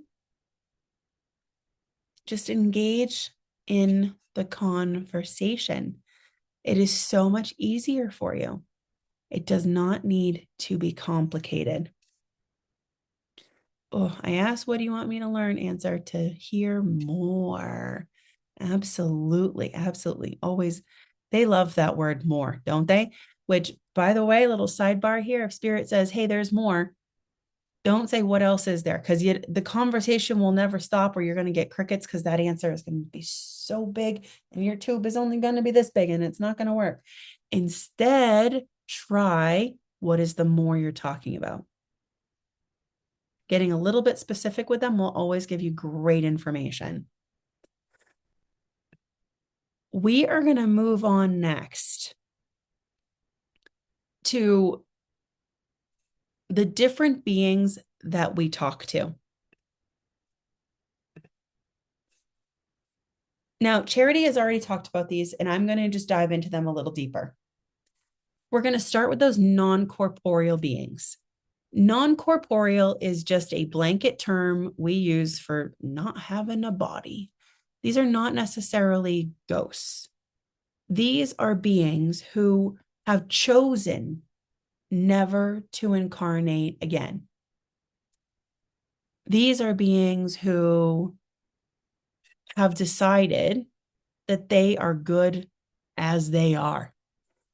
If you want to have some fun, any non-corporeal being that you have talked to, that you feel comfortable with, ask them why they've never chosen to have a body and what they think about having a body. We did this experiment a couple of years ago, and for Charity, she nearly fell off of her chair laughing because they said, ew. Simply put, ew. And I was like, yeah, I feel that. The human body is definitely not for everybody.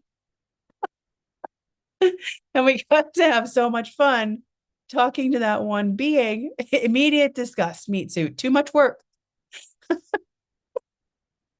Wendy, it's too late. You can't be a non-corporeal. You've already been human. Too late. None of us here are ever going to be non-corporeals. I'm so sorry, my loves, because we have chosen to have a body at some time in our experience. We have chosen to incarnate in. We have been invited here.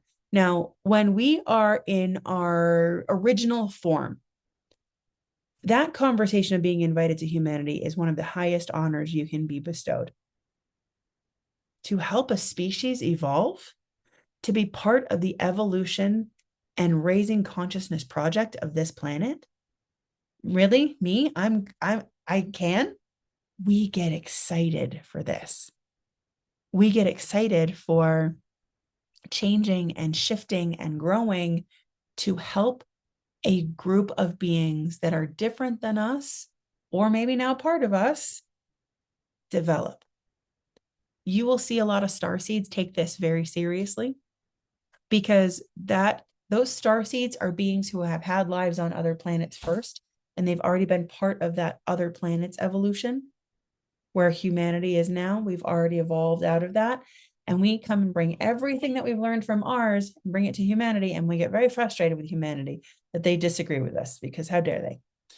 Like, wait, what? I did this already. I'm here to help you. I know. And we get so frustrated. Oh, I love that from Lisa. They're more perfect as they are. They like themselves as they are. That's beautiful. We love that. We love respecting all of the different beings as they are. So non-corporeal beings will encompass, like I said, those beings who chose not to have a corporeal physical existence on any planet, on any dimension, anywhere. They have chosen to just stay as they are. And we respect that choice. These are going to be your deities, your angels, your demons, your bigger energy beings that you can just feel like the energy of the room shift and change. You know how when a storm is coming in and you can feel the barometric pressure change? It's very much like that when these non-corporeals come into your space and they come in closer. This is where we start to get the spirit headache, where we get the ringing of the ears. Not the most fun we've ever had. But we can talk to them about that. I want your guidance, but not all these physical effects. What can we do here? Then we have the humans. Humans in your entourage can absolutely be your ancestry, but these are beings who have specifically and strictly only ever had incarnations as human. They have chosen to be human. They have been human all along. They may have had a lot or a little human lives or anywhere in between. That doesn't matter. It matters that they were once non-corporeal and chose to just be part of humanity. Also, beautiful choice. Absolutely. They get to decide whatever they want, and we honor those decisions. This is where your ancestors are going to be quite a lot, because a lot of our ancestors have only ever been human. A lot of the humans have only ever been human. They like it that way. There's a purity element there where they get to be part of their own evolution over and over and over again. This is why humans like to pick small pockets of society and not giant, huge pockets. Small pockets of society evolve faster because they're constantly learning and bouncing things off of each other and growing and learning together as fast as possible. Next, we have off-worlders, also known as aliens. For some reason, I find it very disrespectful to call them aliens, so I don't. I don't care what you call them, whatever you want. They don't seem to be that perturbed. I don't know why I do that. It doesn't really matter. Off-worlders are the beings from other planets. They may or may not have had human existences, but they have definitely had existences on other planets too. When those off-worlders come into a human experience, that is where we start to use that term of star seed, because they came from the stars to come and help seed humanity and keep humanity moving forward, to help in the evolution of humanity. Does that make sense for everybody? Lastly, we have animals. Animals are an interesting group because it's not just our pets that have passed over from our planet. It's others as well. It's animals from all over different dimensionalities. So I had a client come in who said to me, there's this being chasing me. It is a red, kind of like wolfy dog like thing.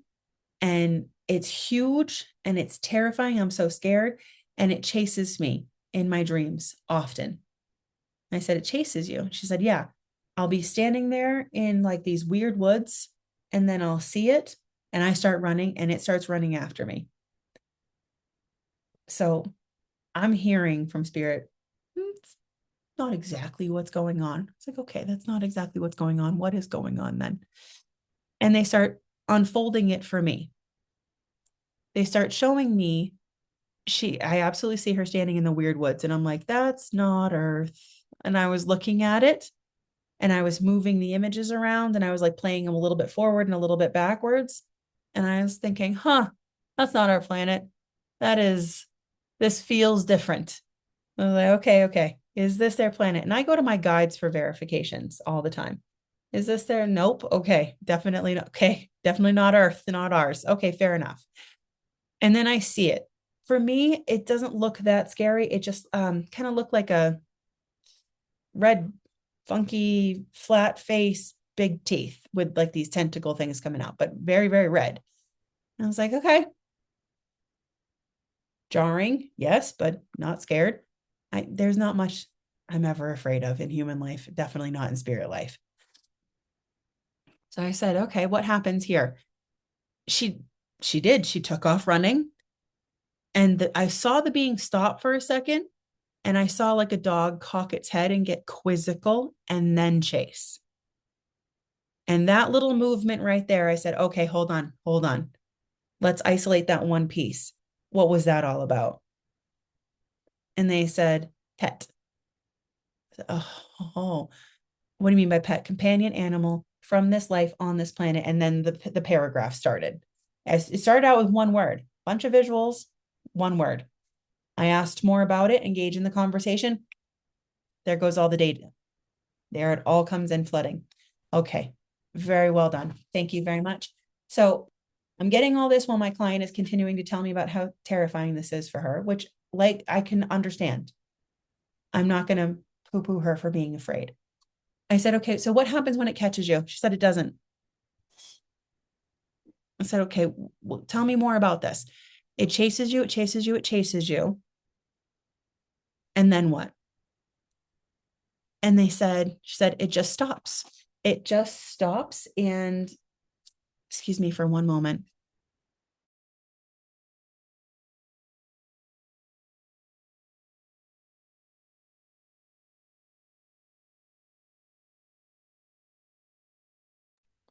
So sorry.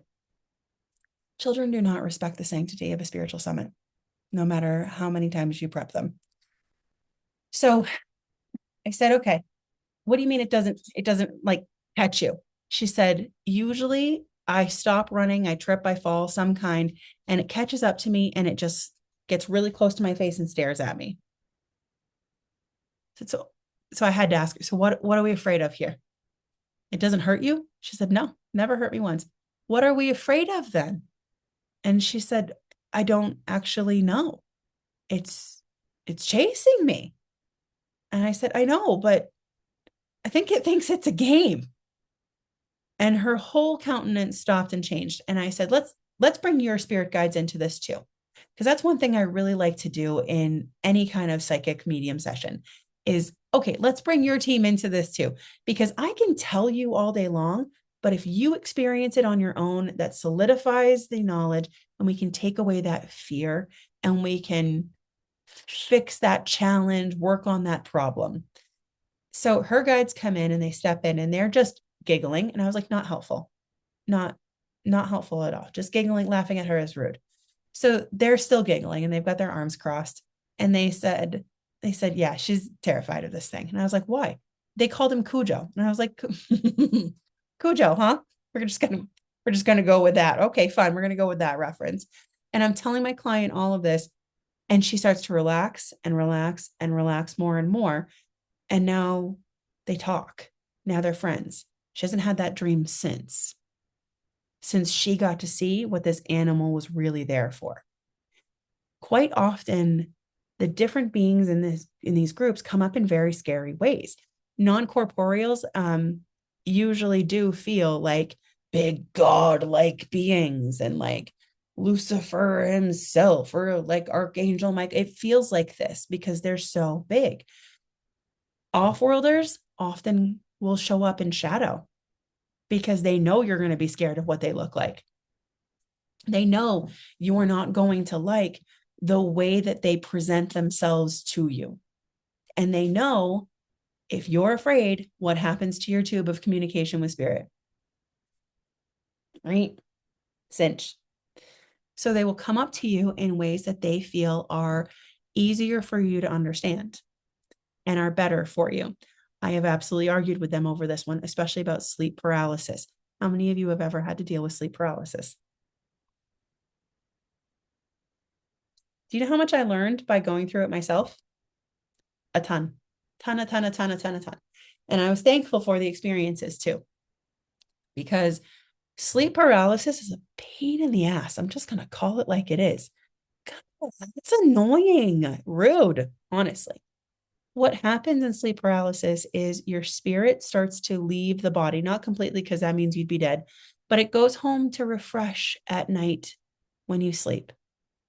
It goes home to remember your life purpose, to get those downloads that you need for the next couple months or day or week. And it's just a homecoming time. This is why a lot of times when we go to sleep, we wake up and we're like, did I even sleep? I feel like I just left a boardroom meeting. I feel like I just had a whole conversation with every single auntie I've ever had in my life, and this was a lot. Sleep is not just sleep. Sleep is so much more than we think it is. So in sleep paralysis, once spirit starts to leave the body, you're left more human. But again, it's never going to fully leave because that would be death. This is why I don't worry about people when they say they're astral projecting. I'm like, it's not in your lot to die through astral projection. You'll be fine. Don't worry about any of that ever. When we're engaging in sleep paralysis, there's not enough spirit in the body to move the body around anymore. The consciousness has 90% left.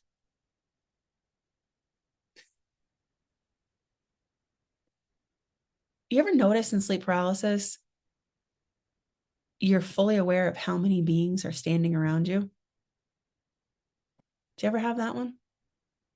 When I had sleep paralysis, it happened to me a handful of times, definitely less than 10.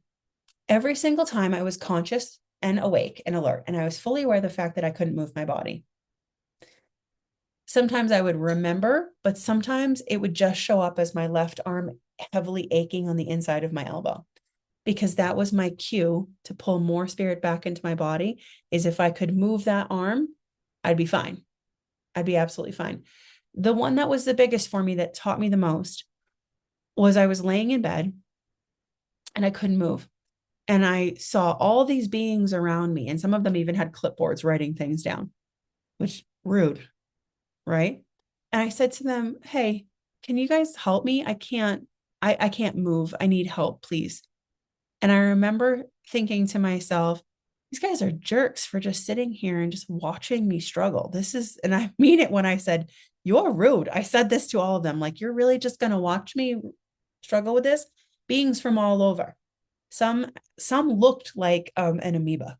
Like they had that oval shape and all the movement inside and sparkly shinies. And I was like, oh my God. And then there were some who were more on my right that were very much off-worlders. I've had them, a couple that were near my head that were definitely more my guides. There were some that were far more human over here on the left. And I was just surrounded in my bed. And I remember thinking to myself, this is just creepy and weird that they're just going to watch me sleep and struggle. Like, this is messed up. And then I heard one of my guides lean down to my ear at the time and say, big, deep breath, calm down, move your arm. And then suddenly I was able to move my arm. It hurt like hell the next day. All in here hurt so bad. because I was straining so hard against myself to try to move. And then once I did get it to move, I was like, oh, I'm okay. And the majority of the beings started to dissolve. More spirit was coming back into my body. So I was having more of a human experience and not a spiritual experience from outside of the body. Not the most fun, but this is what happens when we separate out and come back in and separate out and come back in. This is normal. It's not fun. Didn't say it was fun, but it is normal. Next time, if it does happen to you or you know somebody it does happen to, remember to tell them, take that big deep breath and then just try something small. Move your arm, wiggle your toes, wiggle your fingers, but make sure you're asking them for help too. I see the comments going. I love them. I love you guys so much. These comments are fantastic. Your cat rescued you from sleep paralysis. My cat rescues me from sleep every single morning, whether I like it or not. He's rude. When we are talking about all these different beings and sleep paralysis and how often we are aware and alert of them, keep in mind this group is there for you all the time. And these differences that I had for you of non-corporeal beings, humans, off-worlders, animals, those are not going to be cleanly defined groups ever. There's always crossover in spirit. There's always hybridization. There's always something going on. We also have the human consciousness experiments from Atlantis to thank for some of this, where they started making mermaids and minotaurs and centaurs and all kinds of different half human, half animal beings, which you can read and find more information about in Dolores Cannon's book 1, The Convoluted Universe.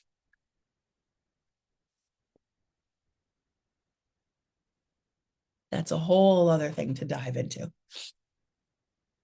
But it is entertaining and interesting. And a lot of you may have the same visceral response I had when I read it, which is just tears and, oh my God, I can't believe we did that.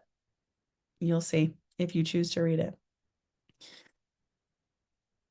Those are groups that are human side, yes, but they're animal side as well. Then we have the beings more like dragons. How many of you have had those experiences with dragons on the other side and felt absolutely crazy for it, especially like, oh my God, there's dragons here. I've had so many clients come up to me and be like, this is going to sound crazy. And I'm like, check your audience, first of all. I highly doubt it. And they're like, dragons. It's all dragons. So I'm insane. I'm like, no, you're not. For me, dragons always appear more like the Asian human depiction of them, not big wings. They're not breathing fire. Very Falcor from The Neverending Story, if you know that one. If I've just aged myself, it's okay. Still love that movie. Don't care. They look and appear like that to me. Different colors, different scale patterns. And each one of them has some kind of almost like an egg inside of it that is a different piece of spirituality that they are responsible for. I have noticed how much the dragons are starting to come back to humanity the last 10 years or so, especially since COVID. A lot of us really lost a lot during COVID, but COVID did amazing things for humanity. Because think about it, we were all sent to our room to go think about our actions. We were all sent to time out. And we did. And we thought about it. And there was a mass spiritual awakening that happened with a huge amount of people. And now we're off to bigger, better things of higher consciousness. And we're learning to be better people as we go along. When we are talking to all the beings in the entourage, just take it all with a grain of salt. I'm fully aware that some of them are very, very, very humanoid looking with no face. And then there's some that try so hard to look like a human. Isn't that cute when they do that? And it's like, oh, the clothes and the hair don't flow into one and you don't have any feet, babes. You almost got it. You're so close. They're so cute for that. I appreciate that so much. Them trying to change the way that they look so that you are more comfortable. If you're ever feeling super brave, Ask him to show you who they are as they are. I promise it's worth it. But you got to be feeling super brave first. And engage in the conversations with them as you encounter them as one being or smaller groups at a time come up for you and want to talk. Now, in your spirit guide spots, 99.99999% of the time, your spirit guides are going to be non-corporeal beings. These beings have gone to human school, the school to understand humans. They have gone there to know how to help support and guide you to their consciousness level. Now, your spirit guides are going to fluctuate. They are going to change out. The more you know them, the harder that change out is.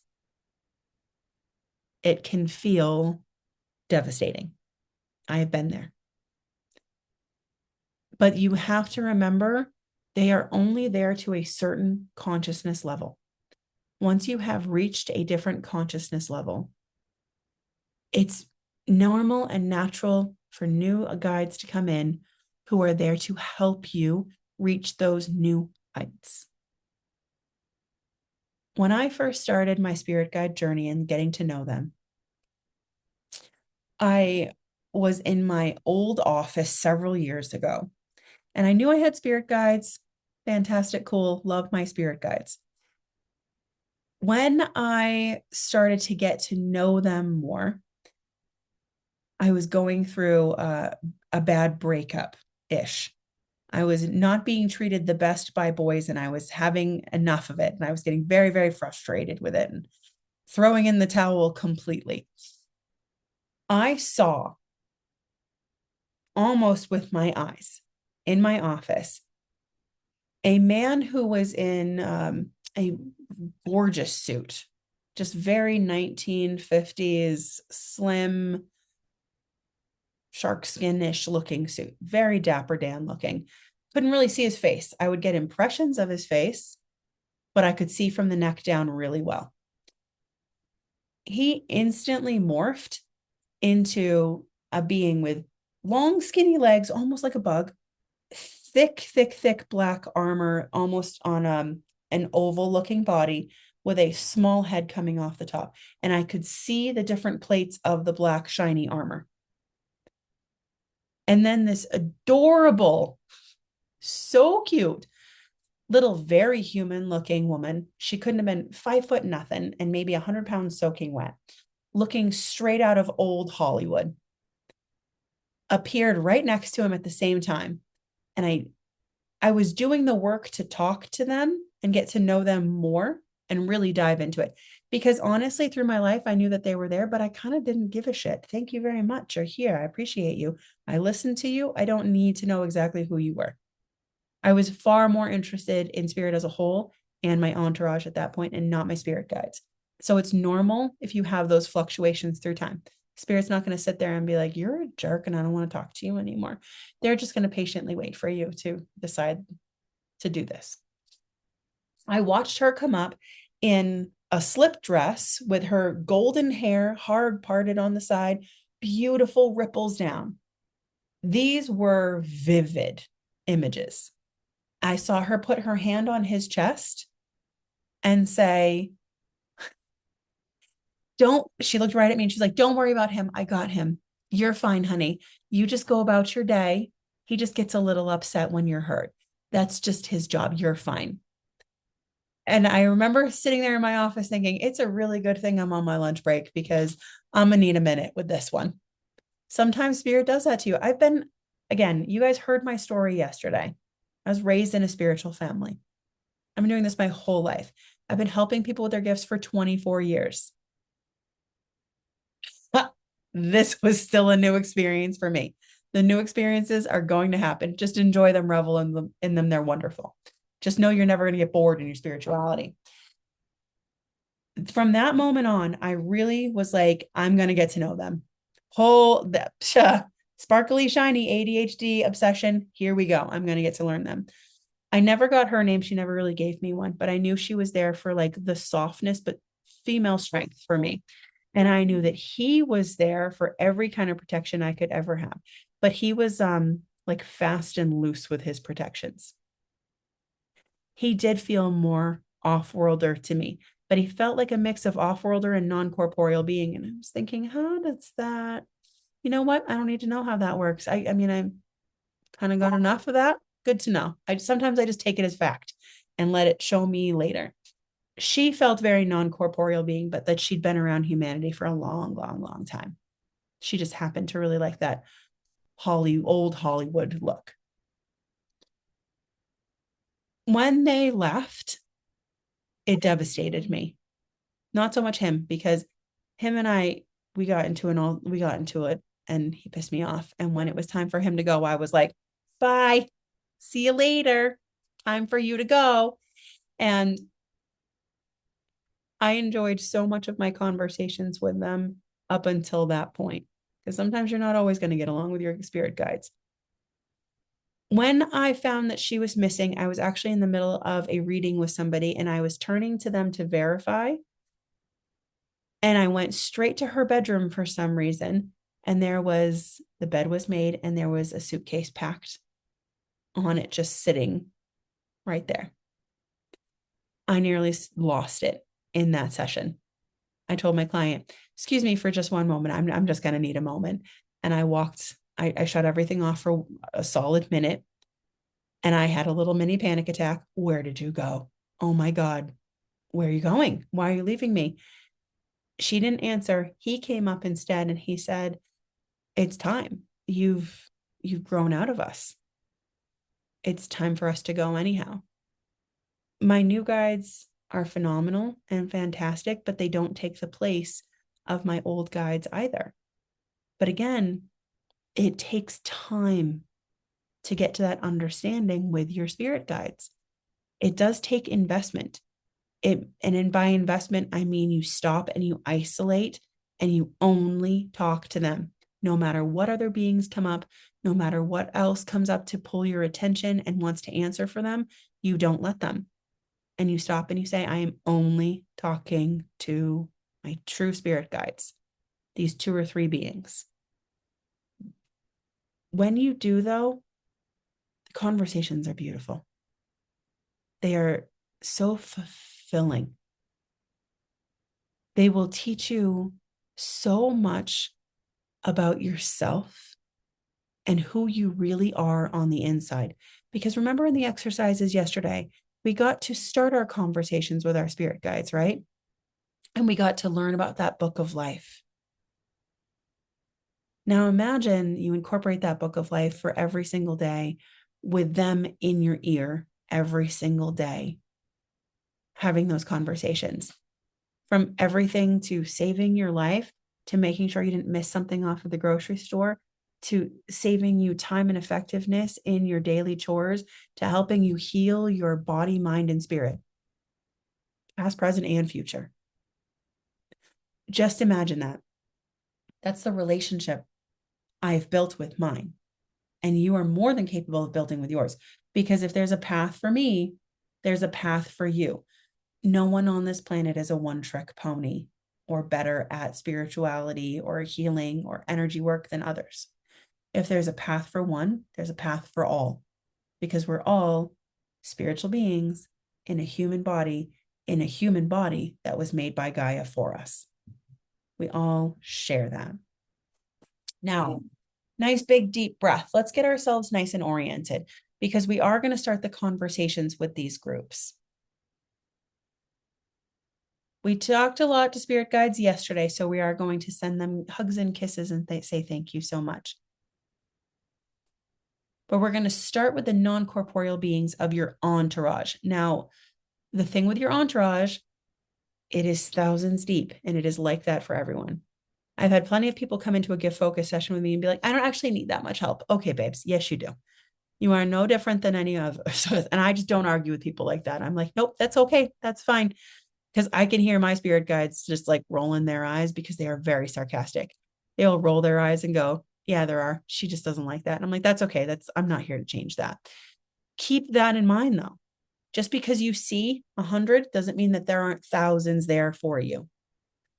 It is perfectly normal for several hundred beings to come up and help you for short periods of time and then leave again because you no longer need what they have for you. Perfectly normal, and it happens all the time.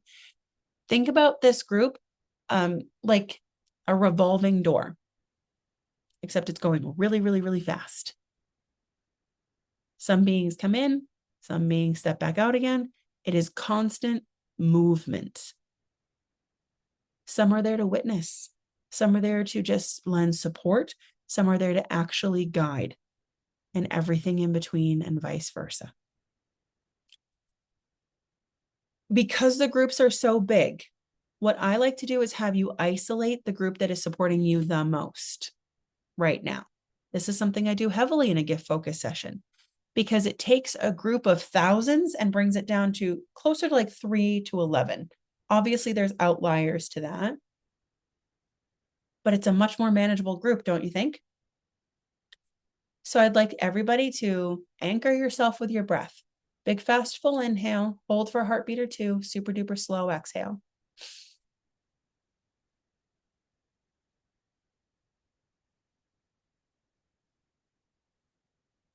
Point your attention to your entourage and ask to speak to the group that is supporting you the most just today.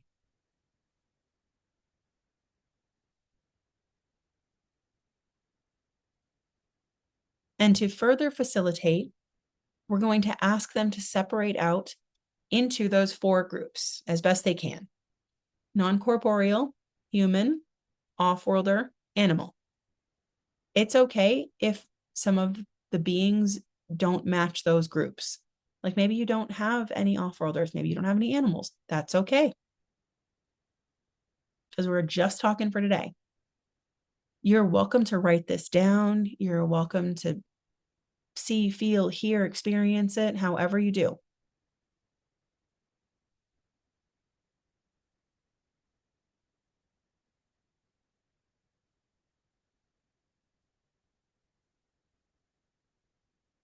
And then we're just going to engage in conversation with them.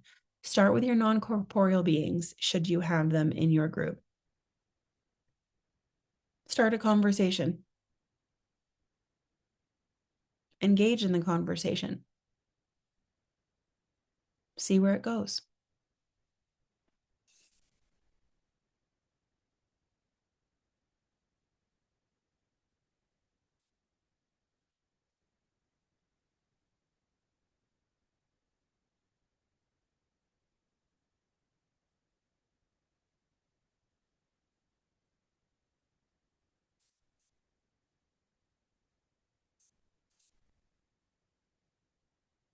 You can ask them anything you want. I didn't give you anything to ask them. This time around, I want you engaging.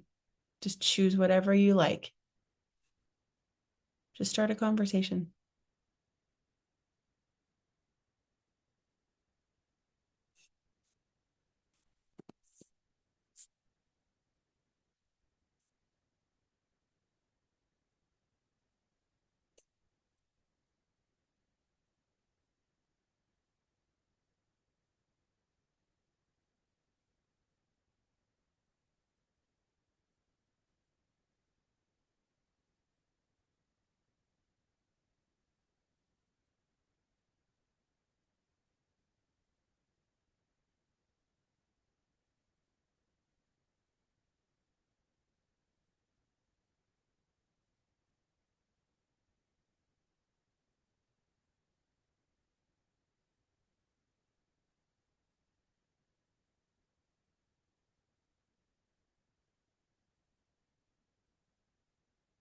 It doesn't matter if you started your conversation simple. Hi, how are you?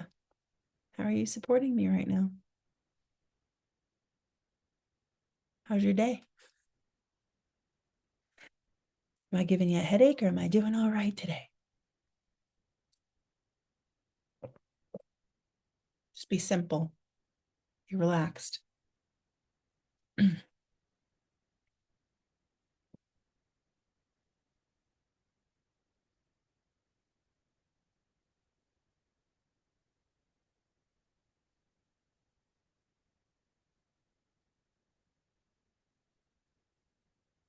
Let's say thank you to them. Remember, when you're talking to specific beings, gratitude is key.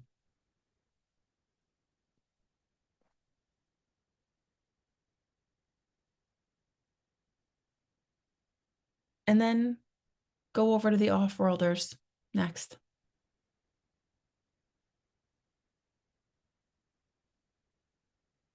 Just those who are supporting you the most today. Word to the wise, sometimes off-worlders travel in packs and family groups, so don't be surprised if that all of a sudden goes from like one person to a crowd, and it's like, oh, I'm at a family reunion. All right, fair enough. Don't be surprised. And then engage in the conversation with them. Just start a conversation. Friendly.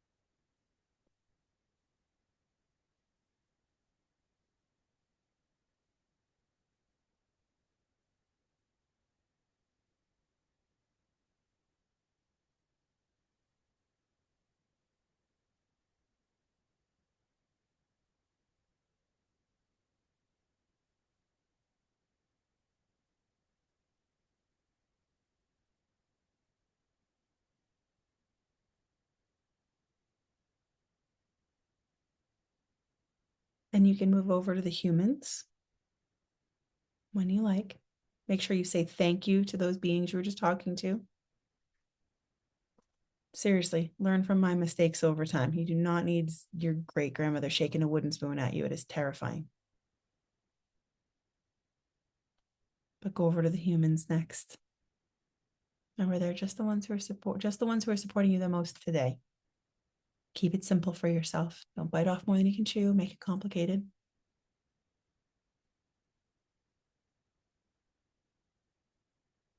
And I'd like all of you to pay attention to where you just turned your body toward.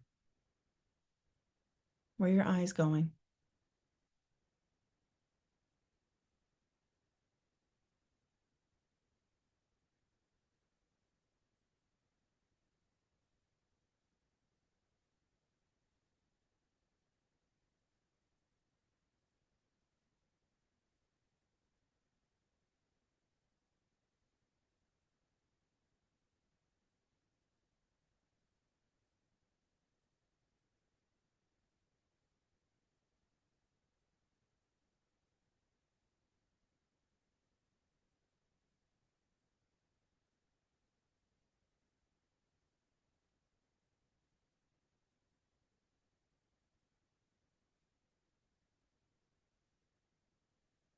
And then lastly, let's go to the animals. Remember, don't get upset if you don't have any. It's not a big deal if you don't have any of these particular groups. That's okay. This is normal because remember, we're just looking at today.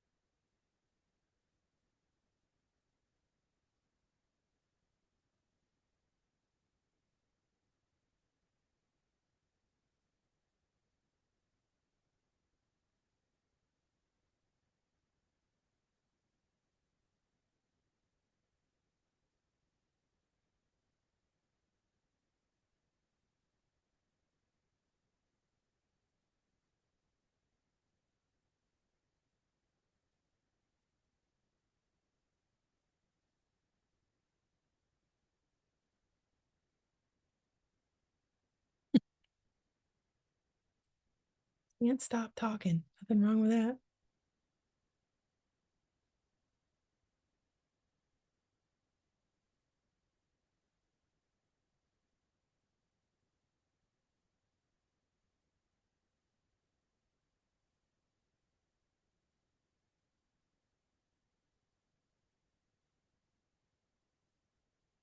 Mm. I've seen that one before where it's like a stadium around you. Yep, I've seen that too. Sometimes it's like I'm on stage and I'm looking out over like this huge crowd. And sometimes I'm in the center of the stadium and everybody's around me. Sometimes I'm at the top of a mountain. And as I look down, they're all looking at me and talking amongst themselves. Sometimes I'm on the ground floor I'm in a really big dark room that seems to be lit from the very far back. And all these beings are just here. And we're just face to face. It can be overwhelming when you just talk to the entire entourage at once. It really can.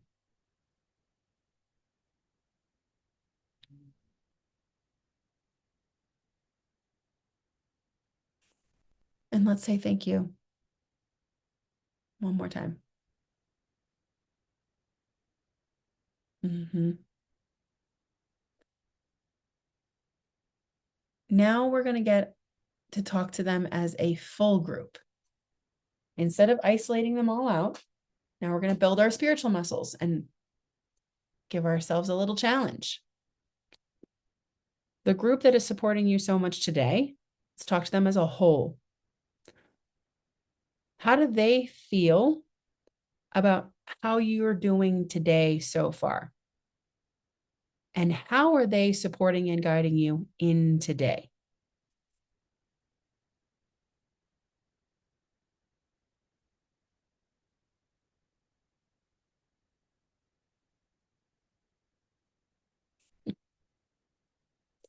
Love giving you an epiphany.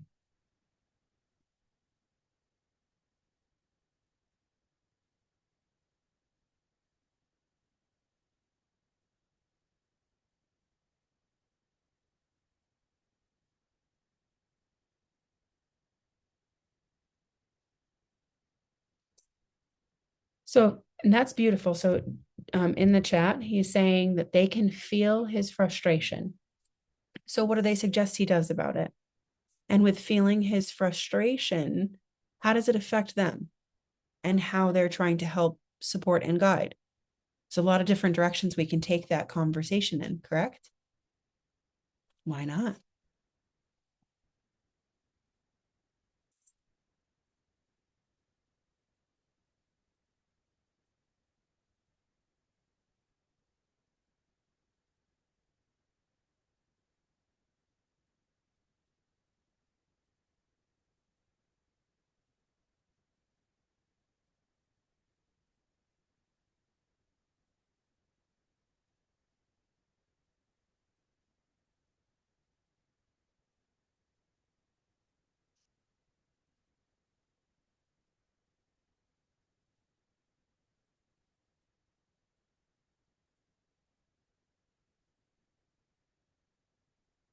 And remember, what does relax and breathe do for you?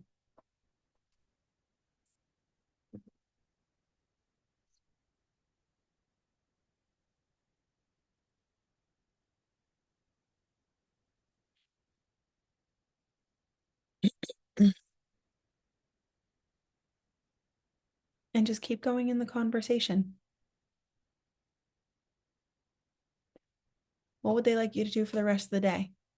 Keep in mind that this group really supports you from the outside in.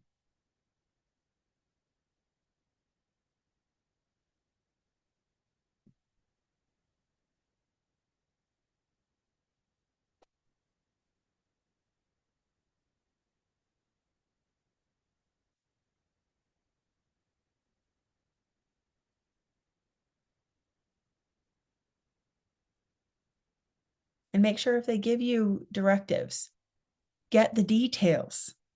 If they tell you to rest, does that mean sleep? Does that mean couch rot? Does that mean bed rot? Does that mean just meditate? And if it does, for how long? What does that look like? What are the actions we take in it? You can get as detailed as you like in these conversations. But I want to point out that you're doing it, that you're able to be in these conversations, that you're doing fantastic in them.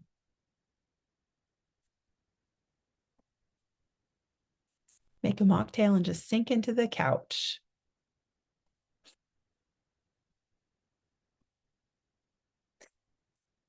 My mind likes the bunny trails, but today isn't the day to go on an adventure. Take time for yourself and not feel guilty about it. We love that.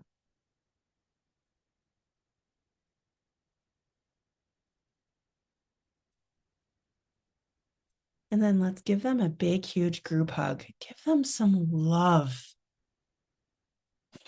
Give them the biggest snuggles, big, huge arms wrapped around each other, squeezy, pink cheeked hugs and kisses on the cheek and forehead, all of it.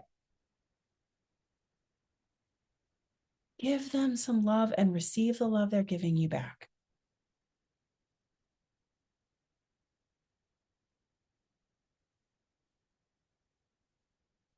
And then stop and check your body. How are you doing? Did a lot of energy work already today, and we still have an hour left. Nice and relaxed, nice and easy. Check your body. How's your thirst doing? How's your hunger? How's your tiredness? Is your temperature off? Getting really hot, getting really cold? Keep checking yourself. You have to look out for yourself and be careful of yourself first. Exhausted and hot. Oh my. All of the above. The temperature switches are not my favorite either. Starting to get drained. Well, we're about to take a 15-minute break. So we can go and rejuvenate for a little bit, go on a little walk. Usually movement will get your energies right back up. So take 15 minutes, go rest and relax. I am not going to leave you with the summit information, those summit packages and the gift focus session downloads. Instead, I'm going to leave you through the break with my phenomenal drawings so you can remember who you really are. We will reconvene in 15 minutes. Everybody enjoy your break.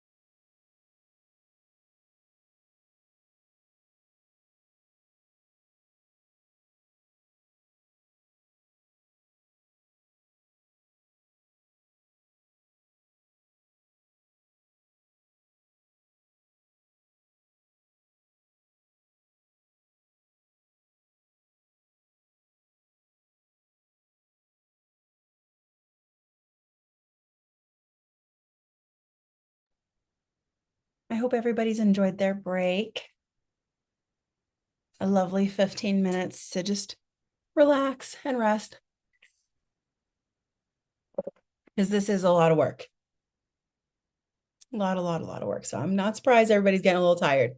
I had a bunch of messages during my break of, I am so tired. I need a nap. I know. Spiritual work is a lot, especially when we're going at it like this. We've had 2 days of 4 hours straight. Are you used to that kind? No, probably not. Unless you're a professional reader who reads all the time, you're not going to be used to this, and that's normal. You're just going to have to engage in a lot of self-care, lots and lots and lots of self-care.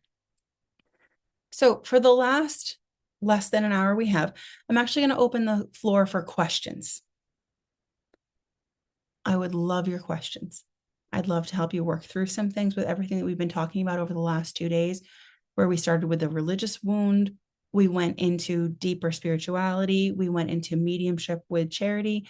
And now we've really gone into our entourage work as well as our spirit guide work. So let's go deeper, because tomorrow we are going to go heavy into spirit. We're going to be talking about how to talk to spirit even better. We're going to be looking at the different tools that we use to talk to spirit. We're going to be making your conversations stronger. We are going to be truly stepping into that power and looking at what's holding you back. We are going to be diving tomorrow. And yes, you don't need to worry about the replay. It'll be on my YouTube over the next week or two. So with the questions, please put them in the chat and I will get to them, or you can raise your hand and we can talk about it. Whatever you prefer. Let's look. Is there a way to go low contact with a specific spirit guide? Yes, you can divert to the other one quite often. They won't go anywhere until you have done the work, though, to continue your growth, and then they will change out.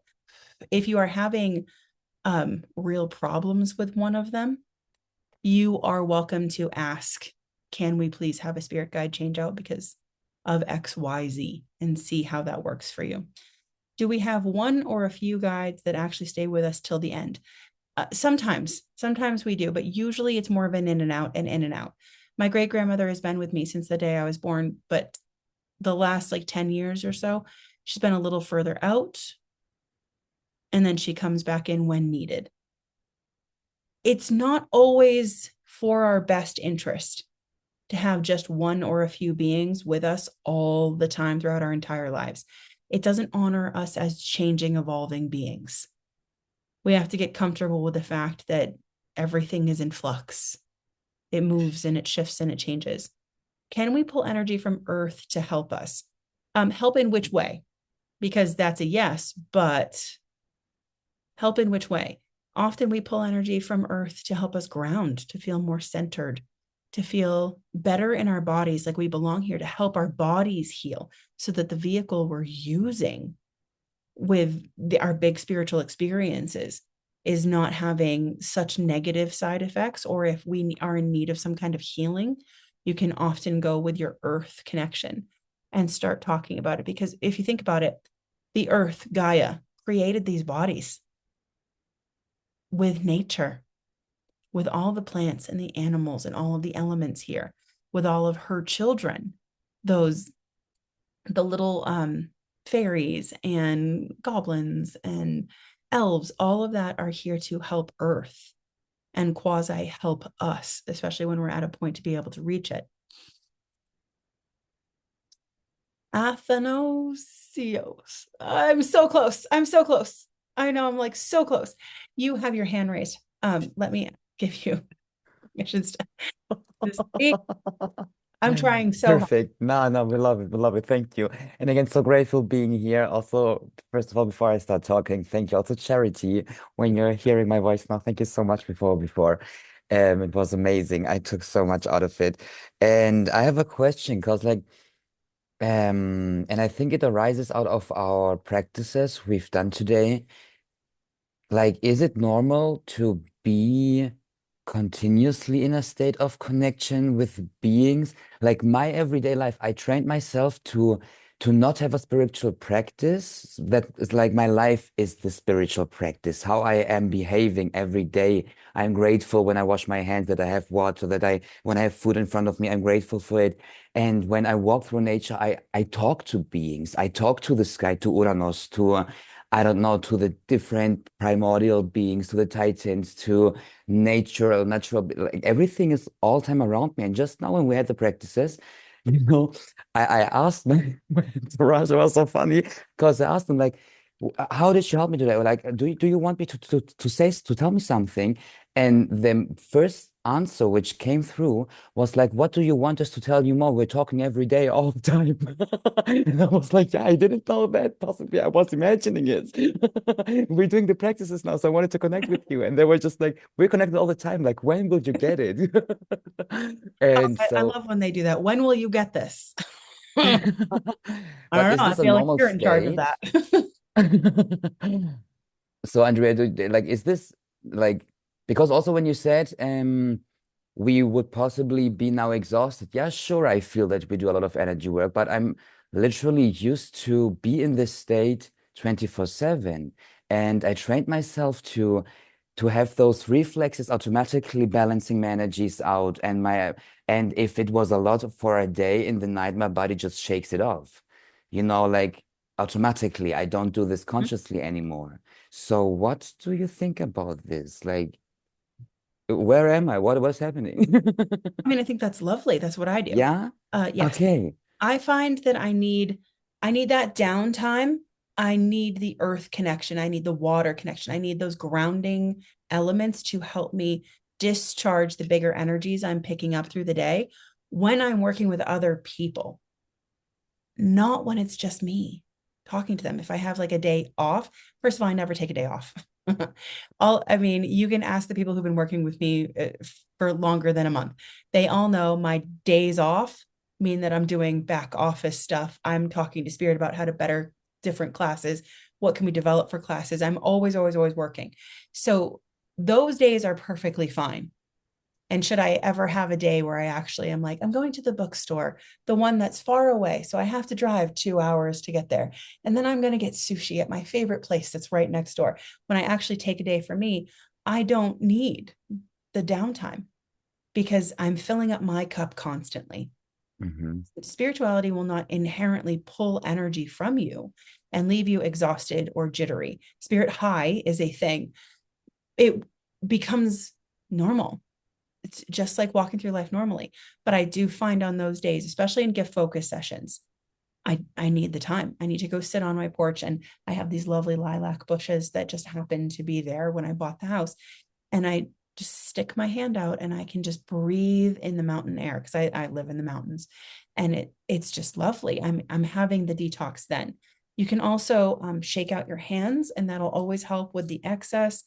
But if you are just moving through life and this is normal for you, what a beautiful thing.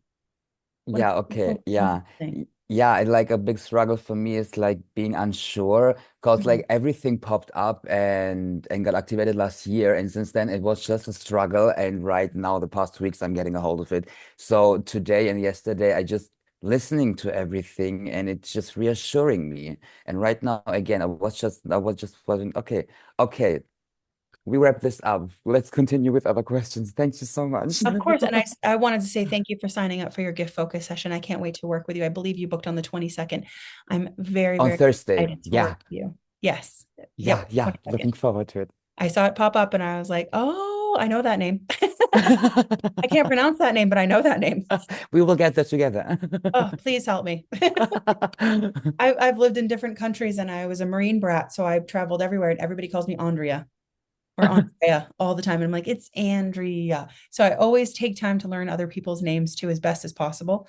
And we will get there together. I Yeah, be it's a working with you on it. chunk. You're not the only one. It's like I'm used to it, so it's good. We're gonna get there. Thank you so much for your question. I hope that Thank helped. you. My Yeah, pleasure. it does a lot. It does a lot. Good. My pleasure. Susan. Hi. Hi. First, let me say thank you to you, Terry and Charity. I have just learned so much these last few days. But I did have a question. Okay, so I was programmed to not believe in the off-world things. And so for me, connecting is not been an issue other except for this specific group, let's say. So when you were asking us, to look at our entourage, like there's a lot of people, you're right. And then like group them. And I know you said like don't worry about if you don't have anything in that particular group. But is it because my inherent programming and then like so I'm kind of blocking that out? Because the one thing I can say for sure is that I have not put any limitations on my spirituality at all. And I did that. I don't have anything like it doesn't matter how you show it to me, how I feel it, whatever. I want it all right now until I can learn how to, one, decipher it, two, know the feeling, like really know the feeling or know what I'm seeing or know what I'm hearing or whatever it is. So I haven't put any limitations. If I did, probably the only thing I would put at this point is sometimes like the heat, like, oh my God. Or sometimes I get what I call like, I call it a spirit headache because I feel like the energy is so crazy, like my head, it almost feels like I have vertigo. Yeah, like it's squeezing. Oh my God, yes. So if I was going to ask for anything right at this point in my life, I'd be like, please, could we just limit that? But other than that, I feel like my growth and what I'm doing is okay. So as far as that programming, we're taught like, you're probably in my age group, so I'll date us both. But like, when ET came out and that sort of thing, or Star Wars and these kinds of things, like we did have this sort of knowledge of, other galaxies and other beings. But I guess I always just fictionalize them. So could that be my own mental block as far as, being able to connect with that? It is, because when we deal with the off-worlders, and I'm really glad you asked this question, they are a difficult group because Hollywood, we love to create our own ideas of what they are. I talk about this quite a lot. Reptilians get a terrible, horrible rap because they're not very emotional. They've learned to channel and challenge and control their emotions. So they came to humanity when humanity was very young. And they helped humans understand that they didn't need to be enslaved by bigger beings, that they were perfectly suited to just be who they were. And they helped humanity with medicine. They helped humanity with meditation. They helped humanity with emotional control. Does that sound like an evil, negative being to you? Because it doesn't to me. And I've asked to speak to like, well, can I talk to the troublemakers then? And I've gotten nothing, like just crickets. And I was like, and I've had them like just look at me, like look at each other, like this is embarrassing for her. Like they get secondhand embarrassment for me. And I was like, wow, rude. You could just tell me like that's not a thing. When we have our preconceived beliefs, it absolutely affects our connection. So if you really want to connect with this group, first of all, we want to remember that in reality, the chances of us just being alone here is so slim. Like that doesn't, of all the entire universe, you're telling me of all the entire universe in this dimension, we're the only ones? Yeah, we all kind of go, well, yeah, that's not very probable. Possible, everything is possible, but probable, not really.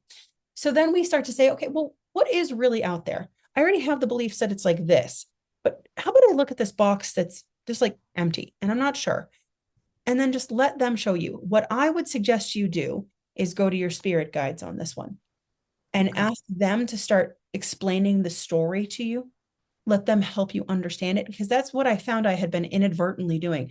My 20s and my 30s were packed full of me just learning from spirit day in and day out. They were teaching me different aspects over and over and over again.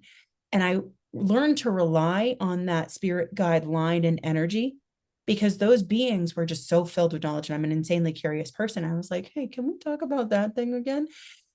Have fun with the conversation, but go to those trusted beings first.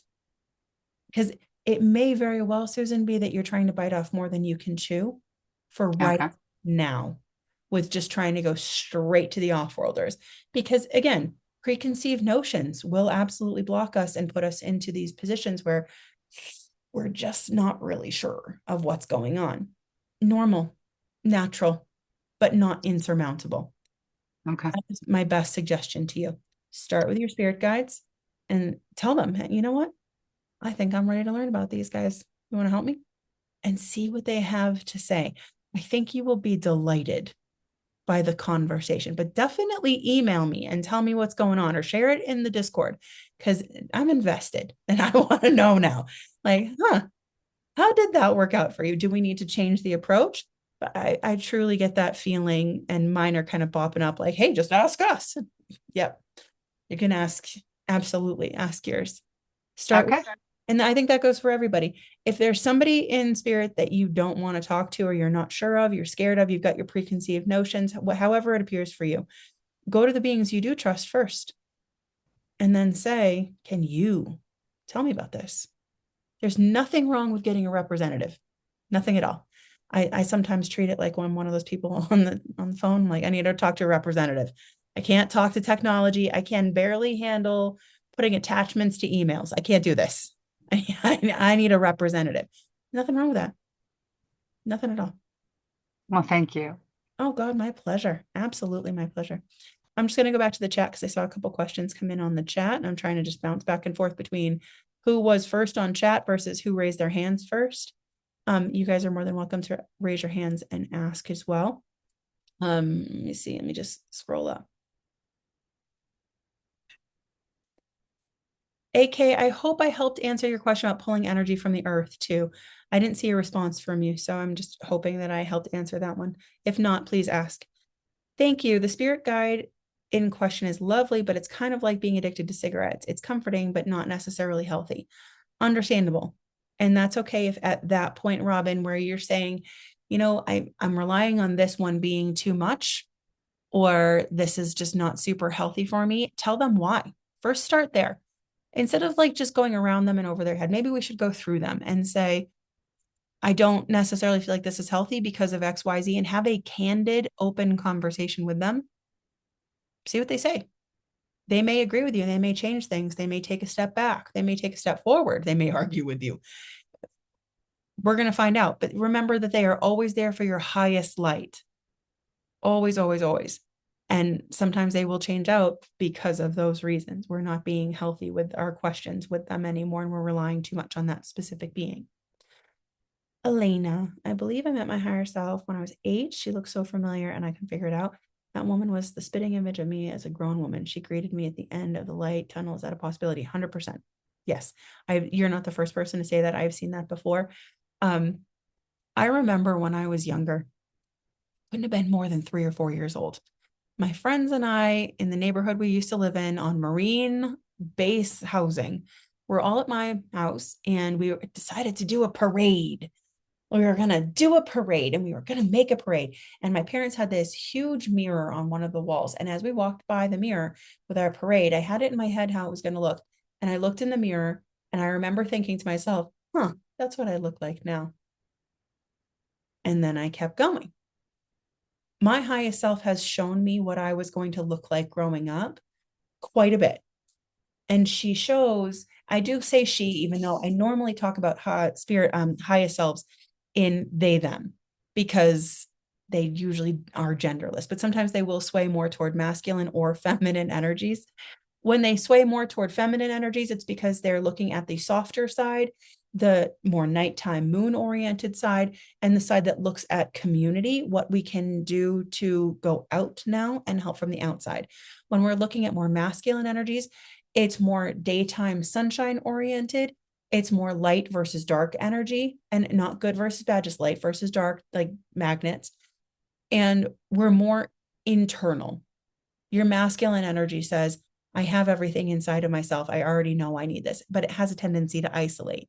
That's why we like balancing with the feminine, because the feminine says, yes, you do have everything inside of yourself, but there's other things you can learn too. And there's other ways you can apply that to help others. So it's a nice push and pull and movement. So if you start seeing yourself as your highest self, I think that that is just beautiful, wonderful confirmation. Can you tell when your guides, oh, how can you tell when your guides switch out? Oh, absolutely. For me, I'm a very visual reader. I understand and speak to spirit quite a bit in thought packets. Sometimes it comes in more as just knowing, but sometimes it comes in more as visuals with a lot of meaning packed into them. And it's like I'm walking through the scene. When my guides were switching out, the male Clive, when he switched out, he told me it was time to go. He showed me his seat was empty and he explained to me. When the feminine had swapped out, like I said before, it was just an empty, like her bed was made in her room. And I had never really like walked through the halls of where my spirit guides hang out because it's like a little cabin. It's so cute. And I've never really done that. But when I was looking for her, I found myself walking down a hallway, turned into the bedroom, and it was this really pretty, shiny, like fuchsia pink color quilt. And the old-fashioned suitcase was sitting on top of the bed. And I knew she was leaving. That was a hard time. But all you have to do is talk to them about it. You will go through another spiritual awakening at that time. Spiritual awakenings are not the most fun we've ever had, I'm fully aware, but they are beautiful times of discomfort while we are raising our vibrations internally. But yes, there are many ways that you can tell. I usually start with if the inkling is there and it feels like it's coming in and it's just starting to pop in your head, then start paying attention. Spirit really likes to work in repeaters. If you don't have it fully, if you haven't grasped what they're trying to tell you all the way, they are going to repeat it. And they will even have you zero in on certain parts so that you focus in on just those certain parts and get what you're missing from those certain parts. So if it's starting to pop up, this is where we pay attention and go deeper into the conversation. And then AK, thank you. With all the energy work we are doing now, I like to, like Mary has commented, to ground, to use it to ground, to have your touchstone. You'll hear this in the gift focus session if you have one with me. In the beginnings, I'm always talking about how I don't care if your head is in the clouds with spirit. Go ahead. Enjoy that conversation. Let loose. But keep your feet on solid ground. Staying anchored, centered, and grounded is always important to our conversations with spirit. If we start to get lost in it, the fear grabs us. And what do we do to that tube? Cinch it. And you won't get a lot. So yes, absolutely. It is desirable to pull on those earth energies and keep yourself nice and grounded. Okay, I'm going through the chat. Your 3 Star Wars, your 3 off-worlders show up as a Star Wars group. I love that. Hopefully they're not stormtroopers, because do you ever notice they have terrible aim? My off-worlders were the most fuzzy to see, but they were looking forward to showing me new and beautiful things. And that's beautiful. If they're fuzzy to see to start, the connection is growing. It's just starting. If it's just swirling colors, if it's sparkly shinies, if it almost looks like a mirage with the heat coming off of the road, if it's fuzzy, it's not fully tangible and fully formed, it's coming in.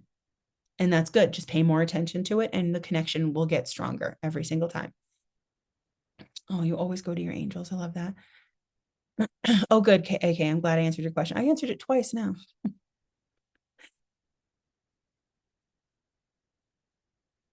Okay. So we have a question that was DM'd. It's for both Charity and I. Do you ever visit places and feel the urge to convey a message from a stranger's loved ones? Is that ethical? And what would you do if it happened to you? So this person was part of my school, and I talk ethics in level 1 heavily in the Sweet Release Healing School for Readers and Healers. We discuss ethics quite often. Ethics is a bit of a fuzzy thing because some people are going to love your messages and they want them. You're walking through the grocery store and that little old lady's going to love that her husband's waiting for her on the other side and that he's holding her hand every night before bed. They're going to love it. Some people are not going to love that. Some people are going to look at you like you're crazy and say, "Who the hell are you? And what are you doing? Get out of here." That's okay. I heavily suggest when it comes to ethics of always going to your spirit guides first. Should I tell them this? I heard it come in. I felt it come in. Is it safe for me and safe for them? That's a really nice, clean way of making sure you are always on an ethical boundary.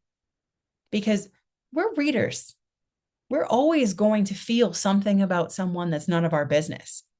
But if we've received it, is it really none of our business? Or is it the human interpretation that it's none of our business? Spirit is fast and loose with ethics quite often. They're all one. They have no secrets from each other. Humans we're a little different, aren't we? We like privacy and, that's my business, not yours. Just ask them, because your spirit guides know humanity, and your spirit guides are going to make it easier to hop to that other person's spirit guides, which you don't have permission to talk to. They'll hop over and they will help you with that. They'll tell you the most. And it has happened to me many times, many times. Still today it happens. And I just keep it to myself now. I just stay quiet and I keep it to myself. I'm like, if I'm really, really pulled to somebody, then I'll strike up a conversation and probably become friends with them, knowing me. Like, okay, this is fine. Oh, when you said, your spirit guides change, my legs started to tremble. It can feel like that. Fighter pilot, a Wookiee, and a droid, even better. When we have our first spiritual awakening and we recognize our guide's entourage, do we have additional awakenings, or would you call it leveling up? And how can you recognize if it's a second awakening or if it's just leveling up in your gifts? I don't differentiate between the two terms. For me, they're the same, because a spiritual awakening is doing the leveling up for you. So whatever you call it, you can awaken multiple times in your life, because every single time there's more spirit in your body and you're awakening to more truths. You're starting to branch out. I look at that as six of one, half dozen of another. Same. Are awakenings the same or similar every time? Nope. No, but wouldn't that be so nice if they were? Man, that'd be great. I've had spiritual awakenings that made me feel like I needed a psychiatrist. I've had spiritual awakenings that made me feel like I was just slightly a click outside of my body. I've had spiritual awakenings that left me not liking coffee anymore, needing to eat more greens and sleep way more often. I've had spiritual awakenings that had me vegan for a couple years. Every single one has been a little different.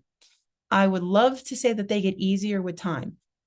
The effects on the body and the energy does not get easier. Sometimes it's a big one and sometimes it's a smaller one. What gets easier is that you become used to it. And we go, oh, yeah, here we go again. Can't wait to see what this one's going to bring. All right, I'm not going to drag my feet on it. Let's go. But I will tell you, if you're having spiritual awakenings that last longer than 2 to 3 months, it is time to seek professional help, especially with a reader, healer, teacher that can walk you through your gifts and get it finalized, get you back on solid ground and feeling safe, solid in your body, and help you use your gifts to go through the next ones. The gift focus session is great for that too. At the beginning of every gift focus session, I usually ask, so what are we here for? And I will tailor it to make sure that what you want to focus on is focused on, while we still go over those 8 question bubbles together. I hope that helps, Becky. You guys are so cute. I love catching the reactions afterwards because I'm way behind in the chat. Catching your reactions afterwards is always so lovely. May not be the first one was like that. So the personality change is normal. Yep, absolutely. I've had plenty of personality changes, not massive, but just enough. I've had some where I've had spiritual awakenings where suddenly I had really good boundaries and walls and you weren't getting through those. especially if you were a guy trying to buy me a drink in a bar. This was not happening. No.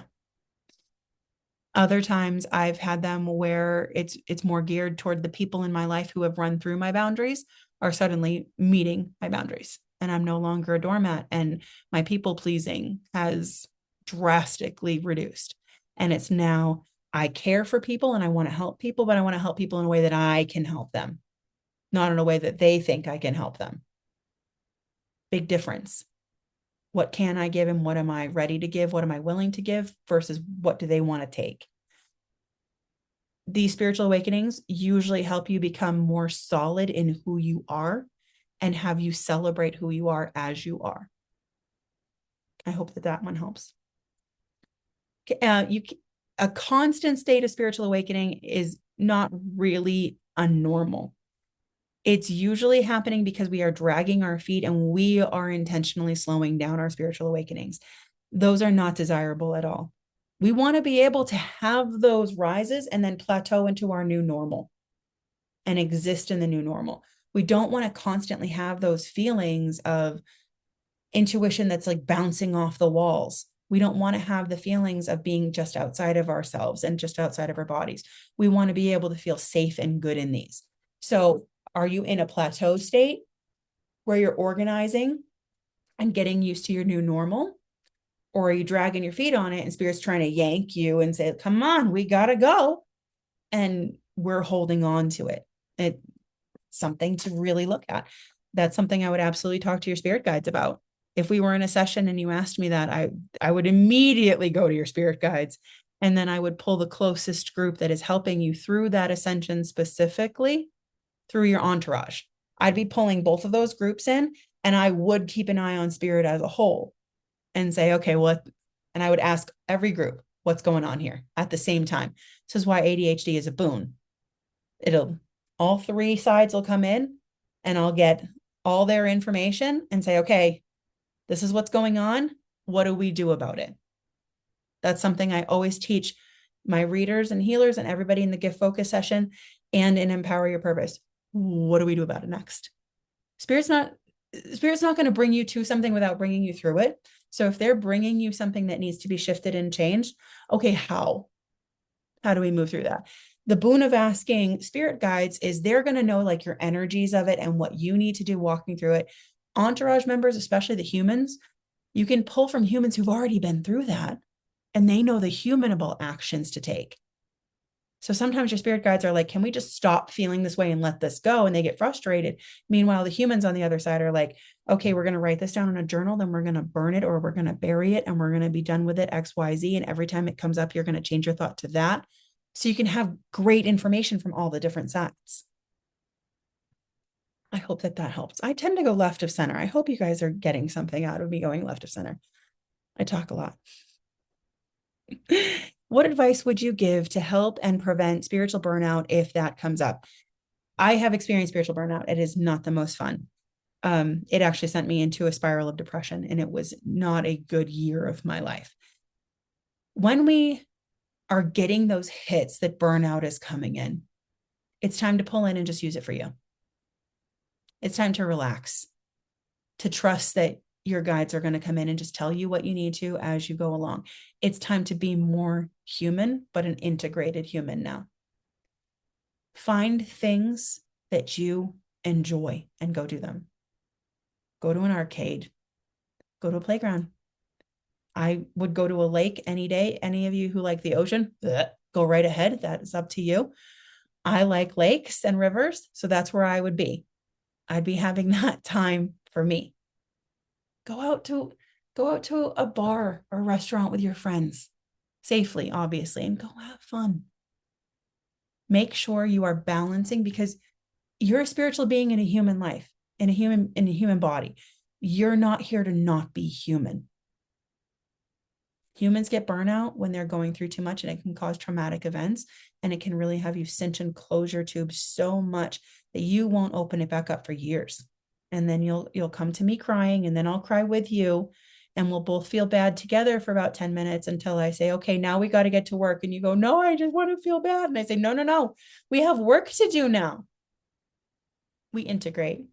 But if And this goes for everybody. If you start to feel the burnout coming in, like, this is just too much, go be human. Go play. Go have fun. Go lay on the grass and go watch the bugs move around and play with the blades of grass. Go try to get an acorn and make the whistle. Get the blade of grass and put it in your hand and make that whistle. Go enjoy life and be part of it. I love Elena. Never mind, you just read my mind. You're welcome. Happens all the time.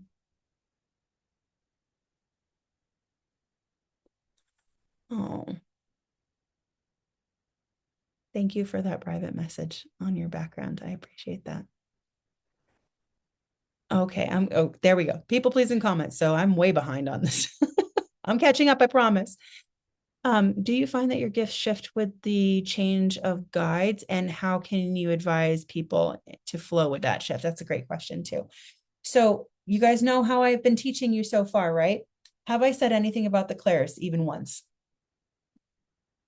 Have I said that any way of reading is better than another? Or have I said, do all of it? I do that for a reason. Your gifts are meant to shift and change over time. Not just with your guide changes, but with your own maturity level, with the things you go through in life. As your guides shift and change, yes, absolutely. Some of them are going to find it easier to talk to you in visuals with meaning or without meaning behind it. Some of them will find it easier to do just more spoken words so that you hear them in your head. Some physical sensations. Some of them just the knowing that pops in. If you are comfortable with all of it, no matter what the guide change is, you will be able to talk to them. It may feel like you're in a dark room trying to grasp a rope that's hanging from the ceiling and you can't find the rope. That's okay for a little bit. It'll usually be like that for a week or less. When you get to that point, though, where you all of a sudden grab the rope and you're like, got it. I got it. Thank the gods Andrea taught me to use all my gifts, all the different ways, because it'll make your conversation significantly easier for it.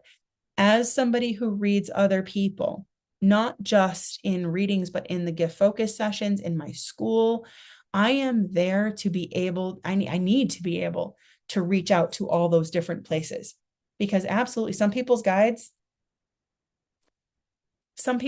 I just wonder about. I will tell you that plainly. There are some people's guides I'm like, are you okay? Like, they asked about their career and you gave me a ham sandwich. Like, are you day drinking? Like, what is going on over there? Are you all right? And I'll even look at my guides like, you're an adult. Can you help them, please? Because it feels wackadoodle sometimes. And then I've got to do the extra work to say, okay, all right, we got a ham sandwich. You meant to give me a ham sandwich. We're working through the ham sandwich. Fine. Let me just peek inside and make sure this is actually ham inside. Not really somebody who enjoys ham, but you do your thing. I'm not here to judge on your sandwich type, but how does this relate to the job?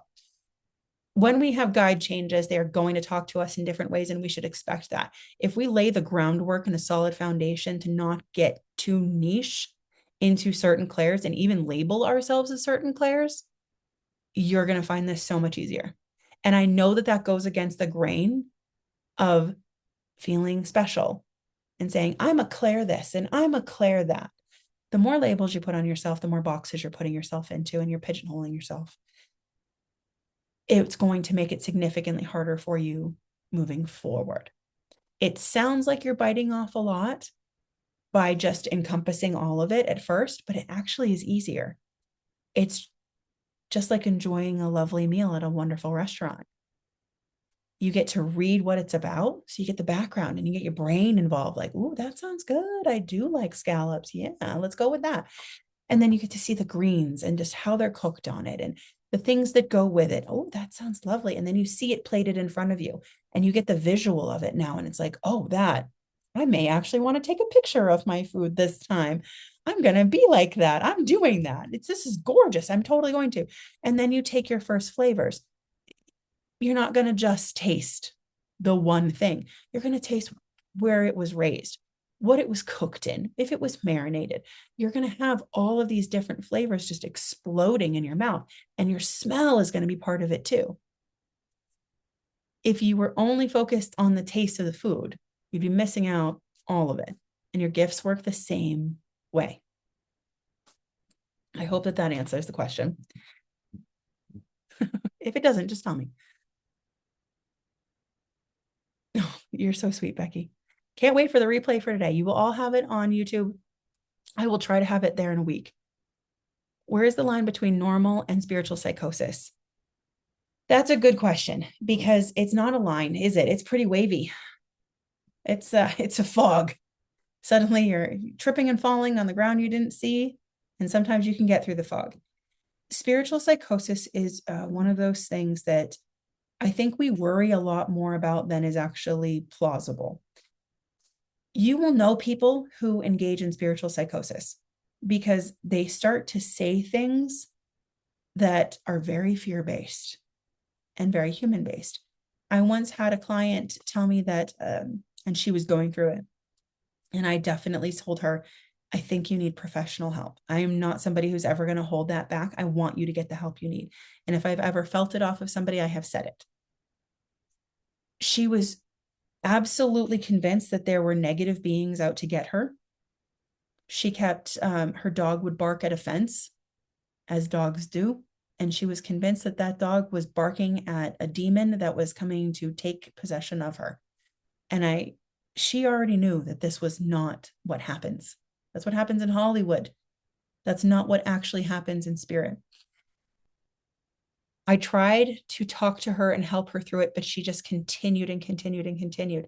And I did tell her every single time, you're going to need professional help, hon. You really do. You're getting into these fear-based beliefs and you're making them real for yourself, and you're harming yourself in this process. She was convinced that a past life was trying to take over her current life and was trying to harm her. This is impossible. Absolutely impossible. And when I told her that, she actually doubled down on her belief systems. I had to stop working with her until she got professional help. I refused. I said, no more spirit, because you're skewing the message so much. And that's what happens. You put yourself in fear, and then you really stop listening to spirit as a whole. And we just start listening to that fear. It just keeps telling the same rhetoric and the same stories over and over again. And, there's plenty of people out there that want things to be a certain way. So no matter what spirit tells them, they're like, no, it is this way. And you as the outside will automatically spot the lie and go, yeah, no. You'll know it and you'll feel it when it happens inside of yourself, and which, again, the likelihood is so slim. You need to have already been such a fear-based person that the entire world is out to get you all the time kind of fear. Like deep undercover conspiracy theorist, terrified of everything kind of person. For that to really come up in the first place, you need to have already come from a place where psychosis, normal human psychosis, is highly plausible for you. It's not something I would really worry about. But if you ever are concerned about someone, absolutely send them to a professional, a mental health professional. Absolutely say, I really feel like you need someone to talk to on a professional level. Say it as compassionately as you can, but we do no good by not helping them through it. I hope that that helps. Learning that the out-of-body foreign feeling is something that could happen again does not thrill me. I don't like the fact that I could probably stub my toe tomorrow either, but here we go. It's gonna heal. We're gonna get through it. Can you add oracle and tarot cards to your practice to communicate with spirit team? 100% you can. I know a lot of people that do that. I actually love tarot and oracle cards. Am I good at reading them? No. Terrible. I'm one of the shittiest tarot readers out there, which is why I don't offer it as a service. They tell me amazing things, but here's the thing. I'm so used to being me as I just talk to spirit. I shuffle the cards and I'm thinking about it, and they're already bringing up the answers. And I'm like, okay, I don't need these anymore. Do I have over 20 decks over the last 30 years? Yes. Yes, I do. They look beautiful on my shelf together. Stunning. Just not really great for me to use. If it works for you, though, absolutely. We just want to keep in mind that when we're reading oracle and tarot cards, we can't always go by the book. You have to go by your intuition too, which looks and feels like being drawn to the raven at the top right of it that has nothing to do with what the meaning in the guidebook tells you it does. That's okay. That's normal. We just want to go to what we're paying attention to and let spirit guide us in it. But absolutely, I know plenty of people. I've had plenty of tarot readers who come in to give focus sessions and want to get better at their intuitive side. Like they're great at the cards. They got the cards down, but they want the intuitive side next. Mine are a sarcastic, sassy group. Can relate. We're running out of time here right now. So I just want to make sure I'm getting through the last of the questions. I think I may have, because I've made you hungry. I'm eternally hungry lately. How do you know which session you need? So I'm going to finish there. Okay. When it comes to which session you need with me, I want to help you. No matter what it is, I want to help you. People who've worked with me before here can attest to that. I will give you an hour overtime and more if you need it. If I get to a point where I'm like, I got somebody after you, I'm going to have to reschedule you for another time, I will. So I don't want you to think about timing. Oh, thank you, Katie. I love you too. With the gift focus session, that is the main session I offer. Do I do readings? Yes, absolutely. Are they fun for me? Yes, they keep me on my toes and they keep me strong in my gifts. But my light shines the most. I get my cup filled the most by teaching you how to use your gifts. Because when you have your breakthrough moments and we sit there and I'm crying for you because, oh my God, you finally learned to connect and look at you. You're so bright. I love those moments. Just thinking of those moments. I'm not sure if you caught the shine. I caught my own shine and I was like, oh, hey, how are we? My heart just expanded. And I was like, yay, this is great. If you are a fear-based person, like you get a lot of silence, like a lot of silence, and you're just really not sure about any of this. Even when you get intuitive hits, you're not sure if it's you or them, and you're really worried about discernment, please work with me directly. I want to work with you directly. If you are you've got other questions, you have something that seems like outside of the normal that you perceive as normal, work with me directly. Go to the gift focus session. If you already have a pretty good handle on your gifts and you're like, you know what? I do have this. And I just want to kind of round out my education. Like you're already a professional reader, or you've been doing this for years and you just want a little bit extra knowledge. Empower Your Purpose is phenomenal for you. Absolutely. They both give you a ton of information, a ton. I will say, I personally feel like the gift focus session is more comprehensive than Empower Your Purpose. Empower Your Purpose is really for people who do better alone, learning alone, and want to do that. I have found in the few months, Empower Your Purpose has been up for about 5 or 6 months now. I'm finding that people who have already had a gift focus session with me in the past are using Empower Your Purpose to, no, it wasn't Becky. That's a lie. Becky and I are going to have a conversation. She's not going to like this conversation. She said something mean about herself in the chat that is a total lie. With the people who've had a gift focus session in the past, I'm finding that they are using Empower Your Purpose to refresh, as opposed to going to like the gift focus session 2 or doing another gift focus session. I'm finding a lot of my people are like, no. Now I have her all the time. These videos are already made and the exercises are here. I can replay her whenever I want to. I'm finding a lot of people are doing it that way. But I'm also finding people who have said, nope, I got this. Have started the Empower Your Purpose program, gotten a little bit ways through it and said, I need to get focus session. Empower Your Purpose is never going anywhere.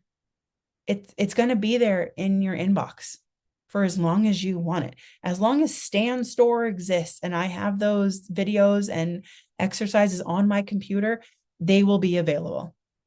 Always. So you can have them whenever you need them and refer back to them. If you are still on the fence about, I don't know what to do, I have a $10 class that I hold at the beginning of every month. It's the first Thursday of every month, spiritual gift development class. It's a quick class, 1 hour. You work as a team, you work with me, and you get to see who I am as a teacher. I mean, I know you're getting to see it here, but you get to seriously see who I am as a teacher and see if I'm right for you and if moving forward is right for you. If you are still on the fence and you're like, I really, really, really don't know, I would suggest the gift focus session every single time, hands down. Honestly, I would rather work with you. I'd rather look at your energy lines. I'd rather be looking at where are you pulling from.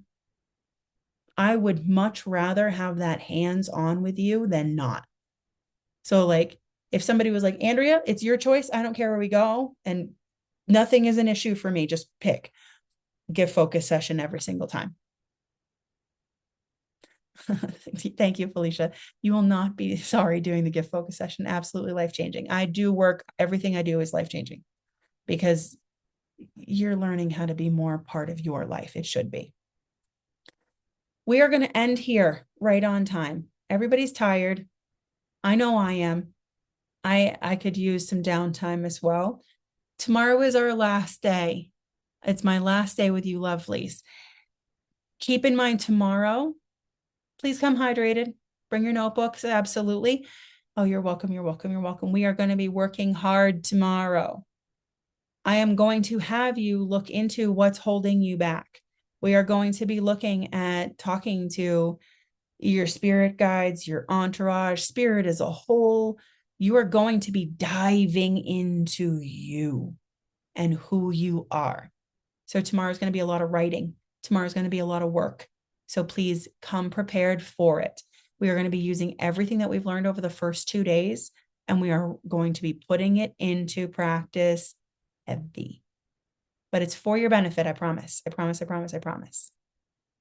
I hope everybody has had a beautiful, wonderful day with me today. I know I have. Thank you so much, Charity, for teaching us about mediumship and misconceptions. Thank you so much yesterday, Terry, for teaching us about the religious wound and how to heal from it. I love both of you very much. I love all of you. I want you to have a beautiful, restful remainder of your day. Whatever that looks like for you, self-care. Please have some self-care. Everybody, thank you so much. Have a beautiful, wonderful day. See you tomorrow.